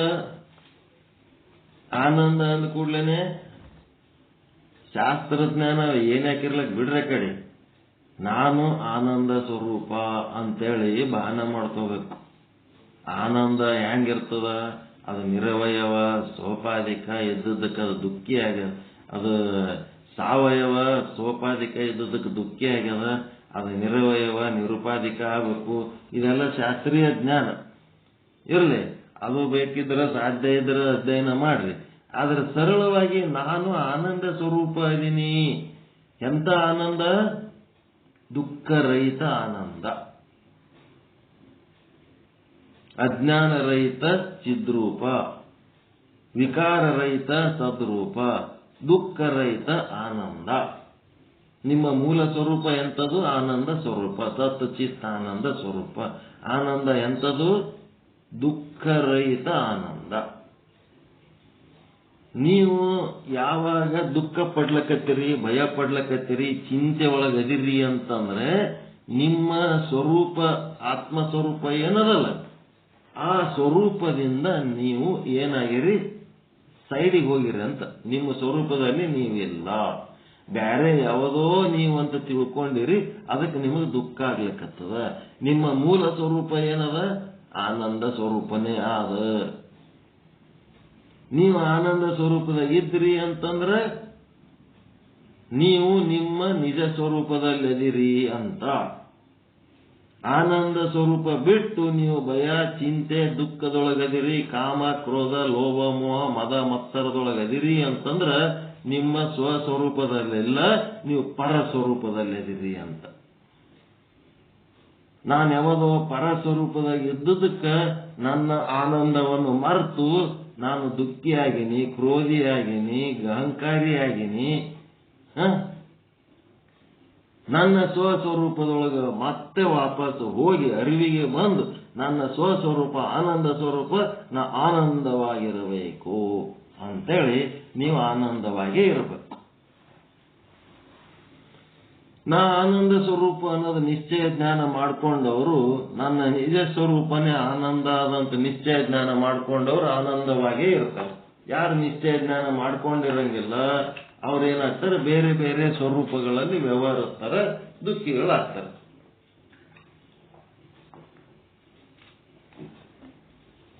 ನಾ ಆನಂದ ಸ್ವರೂಪ ಅಂತ ನಿಶ್ಚಯ ಜ್ಞಾನ ಮಾಡ್ಕೋಬೇಕು. ಗುರು ಹೇಳಿದ ವಾಕ್ಯದ ಮೇಲೆ ನಂಬಿಕೆ ಇಟ್ಟು, ಕನಕದಾಸಗೆ ಬಾಳೆಹಣ್ಣು ತಿನ್ನು ಅಂತೇಳಿ ಕೊಟ್ಟ ಕೂಡ್ಲೇನೆ ಕನಕದಾಸ ಏನು ನಿರ್ಮಲ ಚಿತ್ತ, ನಿಶ್ಚಲ ಚಿತ್ತ, ನಿಷ್ಕಾಮ ಕರ್ಮ, ನಿಷ್ಕಾಮ ಉಪಾಸನೆ ಎಲ್ಲ ಮಾಡಿ ಅವನೇನು ಸಮಾಧಿ ಷಟ್ ಸಂಪತ್ತಿ ಮಾಡಿ ವಿವೇಕಿಯಾಗಿ ವಿರಾಗಿಯಾಗಿ ಮುಮುಕ್ಷವಾಗಿದ್ದಾನೆ ಕನಕದಾಸ. ಗುರು ಹೇಳಿದ ವಾಕ್ಯದ ಮೇಲೆ ನಂಬಿಕೆ ಇಟ್ಟಿದ್ದ. ಒಬ್ಬನೇ ಪರಮಾತ್ಮ ಅದನ ಎಲ್ಲ ಕಡೆ ಅದನ ಅಂತ ಇದಿಷ್ಟಕ್ಕೆ ನಂಬಿಕೆ, ಗುರುವಿನ ಮಾತಿನ ಮೇಲೆ ನಂಬಿಕೆ. ಆ ನಂಬಿಕೆಯಿಂದ ಏನ್ ಮಾಡ್ದ, ಎಲ್ಲ ಕಡೆ ಅವ ಅದನ ಅಂತ ಒಪ್ಕೊಂಡ್ಬಿಟ್ಟಿದ್ದ. ಯಾರು ನೋಡ್ಲಾರ್ದಂಗ ಬಾಳೆಹಣ್ಣು ತಿನ್ರಿ ಅಂತಂದ್ರೆ ಎಲ್ಲ ಕಡೆ ಅದನ ಪರಮಾತ್ಮನೇ ಅದನ, ಅವನಿಗೆ ನೋಡ್ಲಾರ್ದಂಗ ನಾ ಬಾಳೆಹಣ್ಣು ಹೆಂಗ್ ತಿನ್ಲಕ್ ಸಾಧ್ಯ ಅದತ್ತೆ ಒಳ್ಳೆ ಬಾಳೆಹಣ್ಣು ಕನಕದಾಸ ಗುರುಗಳ ಬಲ್ಲಿ ಹಿಡ್ಕೊಂಡು ಬಂದ. ಇದೇನು ನಂಬಿಕೆ. ನೀವು ಆನಂದ ಸ್ವರೂಪ ಅದಿರಿ ಅಂತ ನಾನು ಹೇಳಿದ್ಮೇಲೆ ಕನಕದಾಸ ಹೆಂಗ್ ನಂಬೇನ, ಹಂಗ ನಾನು ಆನಂದ ಸ್ವರೂಪ, ನಾನು ನಿರ್ವಿಕಾರಿ, ನಾನು ಶುದ್ಧ ಬ್ರಹ್ಮಜ್ಞಾನಿ, ಚಿದ್ರೂಪ ಬ್ರಹ್ಮ, ಆತ್ಮನೇ ನಾನು, ಪರಮಾತ್ಮನೇ ನಾನು, ಅಹಂ ಬ್ರಹ್ಮಾಸ್ಮಿ ಸರ್ವಂ ಬ್ರಹ್ಮಾಸ್ತಿ. ಇದು ನಂಬಿಕೆಯಿಂದ ಮೊದಲ ಇದು ನೀವು ನಿಶ್ಚಯ ಮಾಡ್ಕೋಬೇಕು. ನಂಬಿಕೆ ಬಹಳ ಮುಖ್ಯ ಅದ. ಇದು ನಾ ಆನಂದ ಸ್ವರೂಪ, ನಾ ಆನಂದ, ಓಂ ನಮ ಶಿವಾಯ ಅಂತೇಳಿ 1,00,000 ಸಾರಿ ಅಂದ್ರೆ ಏನು ಉಪಯೋಗ ಆಯ್ತು? ನಾ ಆನಂದ ಸ್ವರೂಪ, ನಾ ಆನಂದ ಸ್ವರೂಪ ಅನ್ನಂತ ಮಂತ್ರ ಹೇಳ್ರಿ. ನನ್ನ ನಿಜ ಸ್ವರೂಪನೇ ಆನಂದ ಸ್ವರೂಪ ಅದ. ಯಾವಾಗ ನನಗೆ ದುಃಖ ಭಯ ಚಿಂತೆ ಆಗ್ಲಕತ್ತದ, ಅದು ನನ್ನ ನಿಜ ಸ್ವರೂಪದಲ್ಲಿ ನಾನು ಇಲ್ಲದಕ್ಕ, ನಾನು ಯಾವುದೋ ಪರ ಸ್ವರೂಪದಲ್ಲಿ ಇದ್ದದಕ್ಕೆ ನನಗೆ ಇವೆಲ್ಲ ಸಮಸ್ಯೆ ಆಗ್ಲಕತ್ತವ ಅಂಥೇಳಿ ಅನುಸಂಧಾನ ಮಾಡ್ಲಕ್ಕ ಏನ್ ರೊಕ್ಕ ಬೇಕಾ, ರೂಪಾಯಿ ಬೇಕಾ ನಿಮಗೆ? ಯಾವಾಗ ಯಾವಾಗ ದುಃಖ ಆಯ್ತು, ಯಾವಾಗ ಚಿಂತೆ ಆಯ್ತು, ಯಾವಾಗ ಯಾವಾಗ ಭಯ ಆಯ್ತು, ಅವಾಗ ಯಾವ ಸ್ವರೂಪದಾಗಿರ್ತೀರಿ? ಯಾವುದೋ ಪರ ಸ್ವರೂಪದಾಗಿರ್ತೀರಿ. ನೀವು ಸ್ವಸ್ವರೂಪದಾಗ ಇರಂಗಿಲ್ಲ. ನಿಮ್ ಸ್ವಸ್ವರೂಪ ಏನದ? ಆನಂದ ಸ್ವರೂಪನೇ ಅದ. ಈಗ ಬ್ಯಾಂಕ್ ಮ್ಯಾನೇಜರು ಮ್ಯಾಲ್ ಕೂತು ಲೋನ್ ಸ್ಯಾಂಕ್ಷನ್ ಮಾಡ್ತಾನ. ಲೋನ್ ಸ್ಯಾಂಕ್ಷನ್ ಮಾಡಿದ್ಮೇಲೆ ಅವತ್ತು ಕ್ಲರ್ಕ್ ಲೀವ್ ಹಾಕ್ಯಾನ. ಕ್ಲರ್ಕ್ಂದ ಒಂದು ಕಂಪ್ಯೂಟರ್ ಇರ್ತದ ಇಲ್ಲ? ಆ ಕ್ಲರ್ಕ್ ಬಂದಿಟ್ಟು ಏನೋ ಕೆಲಸ ಮಾಡ್ಬೇಕಿಲ್ಲ ಲೋನ್ ಸ್ಯಾಂಕ್ಷನ್ ಮಾಡಿದ್ರಾಗ. ಆ ಕೆಲಸ ಮ್ಯಾನೇಜರ್ ಬಂದು ಆ ಕ್ಲರ್ಕನ್ ಕುರ್ಚಿ ಕೂತಿಕೆ ಆ ಕ್ಲರ್ಕನ್ ಕಂಪ್ಯೂಟರ್ ಆಪರೇಟ್ ಮಾಡಿ ಕ್ಲರ್ಕ್ ಮಾಡೋ ಕೆಲಸನ ಅವನೇ ಮಾಡ್ತಾನ ಇಲ್ಲ? ಅವ ಮ್ಯಾನೇಜರ್ ಆ ಕ್ಲರ್ಕನ್ ಕುರ್ಚಿ ಕೂತಾನಂತಂದ್ರ ಅವ ಏನ್ ಪರ ಸ್ವರೂಪದಾಗ ಅವನ? ಅಲ್ಲಿ ಪರ ಸ್ವರೂಪದಾಗ ಇದ್ದದಕ್ಕೆ ಆ ಕ್ಲರ್ಕನ್ ಟೇಬಲ್ಗೆ ಏನ್ ಸುಖ ದುಃಖ ಅನುಭವಿಸ್ಬೇಕು, ಅಲ್ಲಿ ಯಾ ಗಿರಾಕಿ ಬಂದಾರ ಆ ಗಿರಾಕಿ ಸಂಗಟ ಅವನು ಅನುಭವಿಸ್ತಾನ ಇಲ್ಲ? ಅಲ್ಲಿ ಅವ ಮ್ಯಾನೇಜರ್ ಆಗಿ ಕುಂತನು ಅಲ್ಲಿ ಮತ್ತೆ ವಾಪಸ್ ಹೋಗಿ ತಾನು ಕುರ್ಚಿ ಕೂತ್ನಂತಂದ್ರ ಮತ್ ತನ್ನ ಆನಂದ ತನ್ನ ಸಂಗಟಿಸ್ತದ. ಅದಕ್ಕೆ ಪರಸ್ವರೂಪಿಯಾಗಿದ್ದಕ್ಕೆ ನಮಗ ನಾನಾ ರೀತಿಯಾದ ಅನುಭವಗಳಾಗ್ತವ. ದುಃಖ ಚಿಂತೆ ಭಯ. ನನ್ನ ಸ್ವಸ್ವರೂಪವಾಗಿದ್ದರೆ ನನಗೆ ಆನಂದ ಒಂದನ್ನು ಬಿಟ್ಟರೆ ಬೇರೆ ಏನೂ ಆಗಂಗಿಲ್ಲ. ನಾನು ಆನಂದ ಸ್ವರೂಪ ಅದೀನಿ. ದುಃಖ ಸುಖ ದುಃಖ ಯಾವ ಇರ್ಲಾರ್ದಂತ ಆನಂದ. ದುಃಖ ಕಡಿಮೆ ಆದಾಗ ಸುಖ ಅನಿಸ್ತದ, ಸುಖ ಕಡಿಮೆ ಆದಾಗ ದುಃಖ ಅನಿಸ್ತದ. ಸುಖ ದುಃಖ ಒಂದೇ ನಾಣ್ಯದ ಎರಡು ಮುಖಗಳು. ಸುಖ ದುಃಖಗಳನ್ನು ಮೀರಿದ್ದು ಆನಂದ.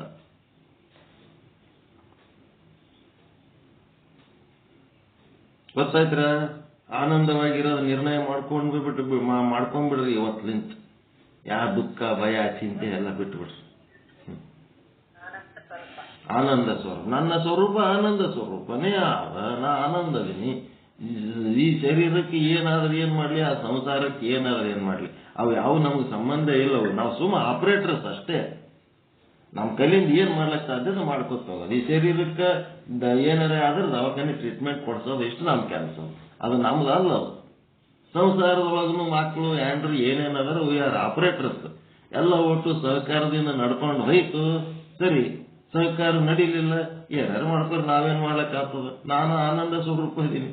ನಾನು ಆನಂದ ಬಿಟ್ಟಿಗೆ ನಿಮ್ ಸಲ ನಾಯಲ್ಲಿ ಚಿಂತೆ ಮಾಡಿ ಹೈರಾಣಕ್ಕೆ ಬಿಡ್ಲಿ. ನಡೆಯ ಕಡೆ ನಿಮ್ಮ ಮನೆ ಬರೋದಾಗ ನೀವ್ ಏನೇನ್ ಆಗ್ಬೇಕಂತ ಬಂದಿರ ಅದು ಆತಿರ್ತೀರಿ.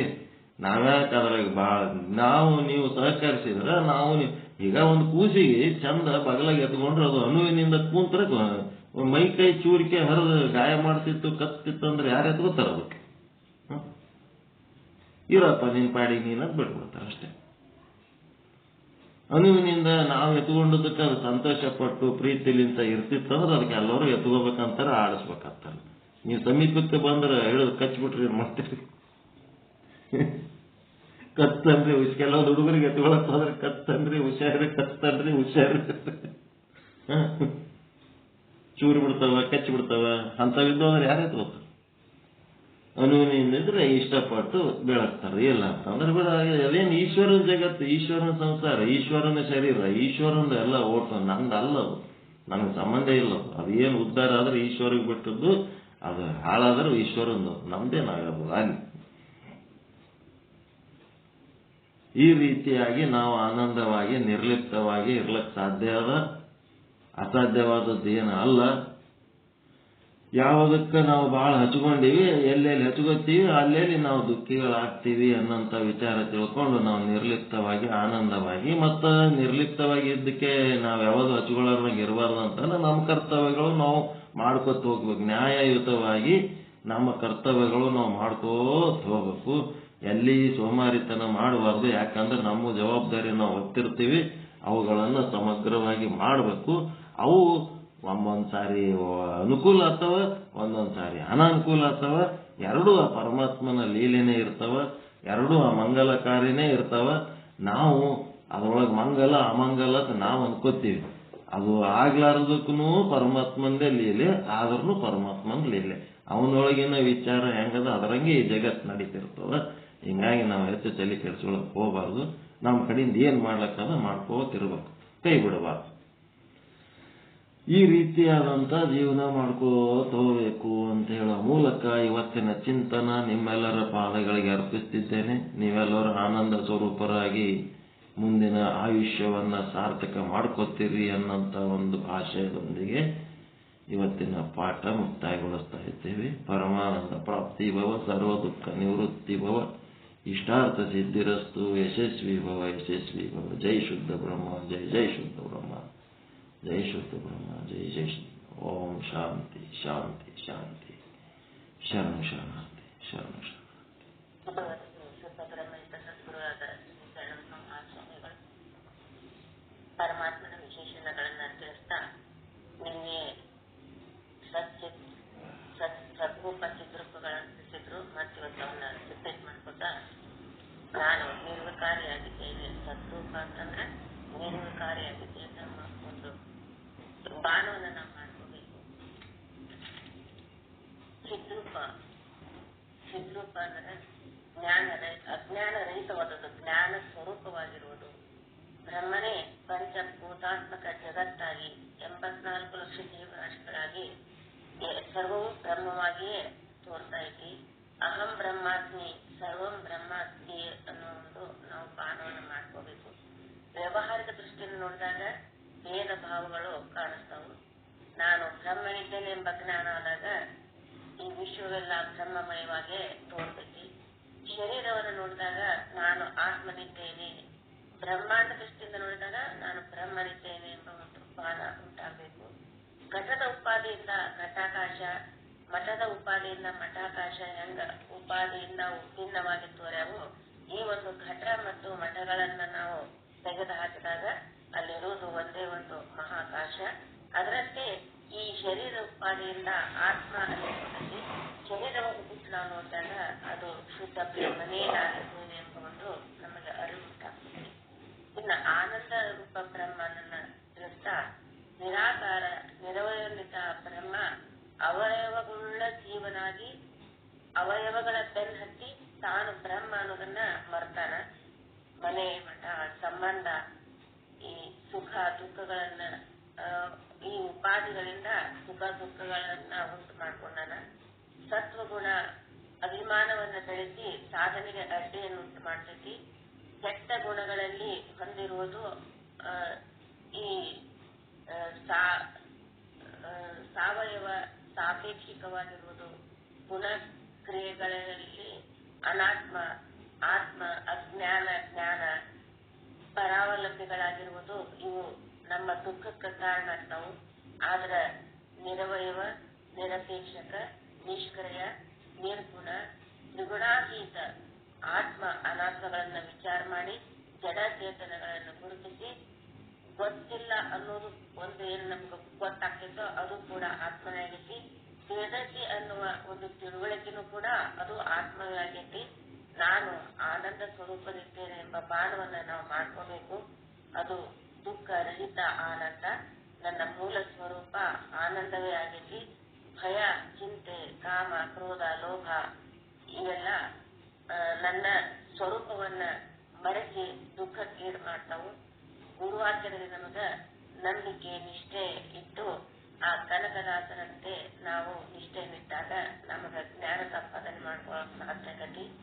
ನನಗೆ ಗುರುವಾಕ್ಯದಲ್ಲಿ ನಂಬಿಕೆ ಇರಬೇಕು, ನಾನು ಆನಂದ ಸ್ವರೂಪನಿದ್ದೇನೆ ಎಂಬ ಒಂದು ಪಾನವನ್ನ ಮಾಡಿಸಬೇಕು ಅಂತ ಹೇಳಿ ಈ ಪರಮಾತ್ಮನ ವಿಶೇಷಗಳು ಸತ್ಯ ಆನಂದಗಳನ್ನ ನಮಗಿವತ್ತು ಸುಂದರವಾಗಿ ಉದಾಹರಣೆಗಳನ್ನು ಕೊಟ್ಟುಕೊಂಡು ತಿಳಿಸಿಕೊಟ್ರು. ಆ ಗುರುಗಳಿಗೆ ಅನಂತ ಧನ್ಯವಾದಗಳು. ಇನ್ನು ಪ್ರಕಟಣೆಗಳು. ಇವತ್ತು ಮಧ್ಯಾಹ್ನ 1 ಗಂಟೆಗೆ ಶ್ರೀಮದ್ ಭಗವದ್ಗೀತಾ ಪಾರಾಯಣ ಹಾಗೂ 4 ಗಂಟೆಗೆ ಕಂಬಿ ಗುರುಗಳಿಂದ ಪ್ರಕಾಶ್ ಕಂಬಿ ಗುರುಗಳಿಂದ ಅವರದೇ ಒಂದು ಲಿಂಕಿನಲ್ಲಿ ಶ್ರೀ ಸಿದ್ಧಾಂತ ಶಿಖಾಮಣಿಯ ಪ್ರವಚನ ಇರ್ತದೆ. ಮತ್ತು ರಾತ್ರಿ 8 ಶ್ರೀಮದ್ ಭಾಗವತ ಮಹಾಪುರಾಣ ಹಾಗೂ ಶ್ರೀ ಸಿದ್ದೇಶ್ವರ ಸ್ವಾಮಿಗಳವರ ಕೃತಿ ಶ್ರೀ ಸಿದ್ಧಾಂತ ಶಿಖಾಮಣಿಯ ಪ್ರವಚನ ಗುರುಗಳಿಂದ ಇರ್ತದೆ. ಈ ಎಲ್ಲ ಕಾರ್ಯಕ್ರಮಗಳಿಗೂ ತಾವು ಭಾಗಿಗಳಾಗಿ ಇದರ ಒಂದು ಪ್ರಯೋಜನವನ್ನು ಪಡ್ಕೋಬೇಕಂತ ಹೇಳಿ ಎಲ್ಲರಿಗೂ ವಿಜ್ಞಾಪನೆ. ಭಗವದ್ಗೀತೆ ಪಾರಾಯಣ ಅಷ್ಟೇ ಮಾಡ್ಲಕತ್ತೀರ, ವಿಶ್ಲೇಷಣೆಯನ್ನು ಮಾಡ್ಲಕತ್ತೀರಲ್ಲ? ಪಾರಾಯಣ ಮುಗಿದ್ರೆ ಒಂದು ಅಧ್ಯಾಯ ಪಾರಾಯಣ ಮಾಡಿ ಆಮೇಲೆ ಒಂದು ಶ್ಲೋಕದ ವಿಶ್ಲೇಷಣೆ ಮಾಡಿ. ಅದಕ್ಕೆ ಮತ್ತೆ ಭಗವದ್ಗೀತೆ ಪಾಠ ಅಂದ್ರೆ ಬರೀ ಪಾರಾಯಣ ಒಂದೇ ಇಲ್ಲ, ಅದು ಭಗವದ್ಗೀತೆ ಪಾಠ. ಪಾಠ ಅಂದ್ರೆ ಪಾರಾಯಣನೂ ಬರ್ತದ, ಅದ್ರೊಳಗ ವಿಶ್ಲೇಷಣೆನೂ ಬರ್ತದ. ಪಾರಾಯಣ ಅಂದ್ರೆ ಬರೀ ಶ್ಲೋಕ ಹೇಳೋದಕ್ಕೆ ಪಾರಾಯಣ ಅಂತಾರ. ಭಗವದ್ಗೀತೆ ಪಾಠ ಅಂತಂದ್ರೆ ಅದಕ್ಕೆ ಪರಿಪೂರ್ಣ ಅರ್ಥ ಬರ್ತದೆ ನೀವು ಮಾಡೋ ಕೆಲಸಕ್ಕೆ. ಸಿದ್ಧಾಂತ ಶಿಖಾಮಣಿ ಬಹಳ ಭವ್ಯವಾಗಿ ನಡೆಸ್ತಾರ. ನಮ್ಮ ಕಂಬಿ ಪ್ರಕಾಶ್ ಗುರುಗಳು ಅಟೆಂಡ್ ಆರೆ, ಸೂಪರ್. ಯಾರಿಗೆ ಇಷ್ಟಲಿಂಗ ದೀಕ್ಷೆ ಬೇಕು, ಯಾರಿಗಾರ ಮುಂದಿನ ಮಕ್ಕಳಿಗೆ ಮೊಮ್ಮಕ್ಕಳಿಗೆ ಇಷ್ಟಲಿಂಗ ದೀಕ್ಷೆ ಕೊಡ್ಸೋರು ಇದ್ರಿ ಅಂತಂದ್ರ ಅವ್ರ ಹತ್ರ ಹೋದ್ರೆ ಎಲ್ಲ ಲಿಂಗ ದೀಕ್ಷೆ ಕೊಡ್ತಾರ, ತತ್ವ ಹೇಳ್ತಾರ.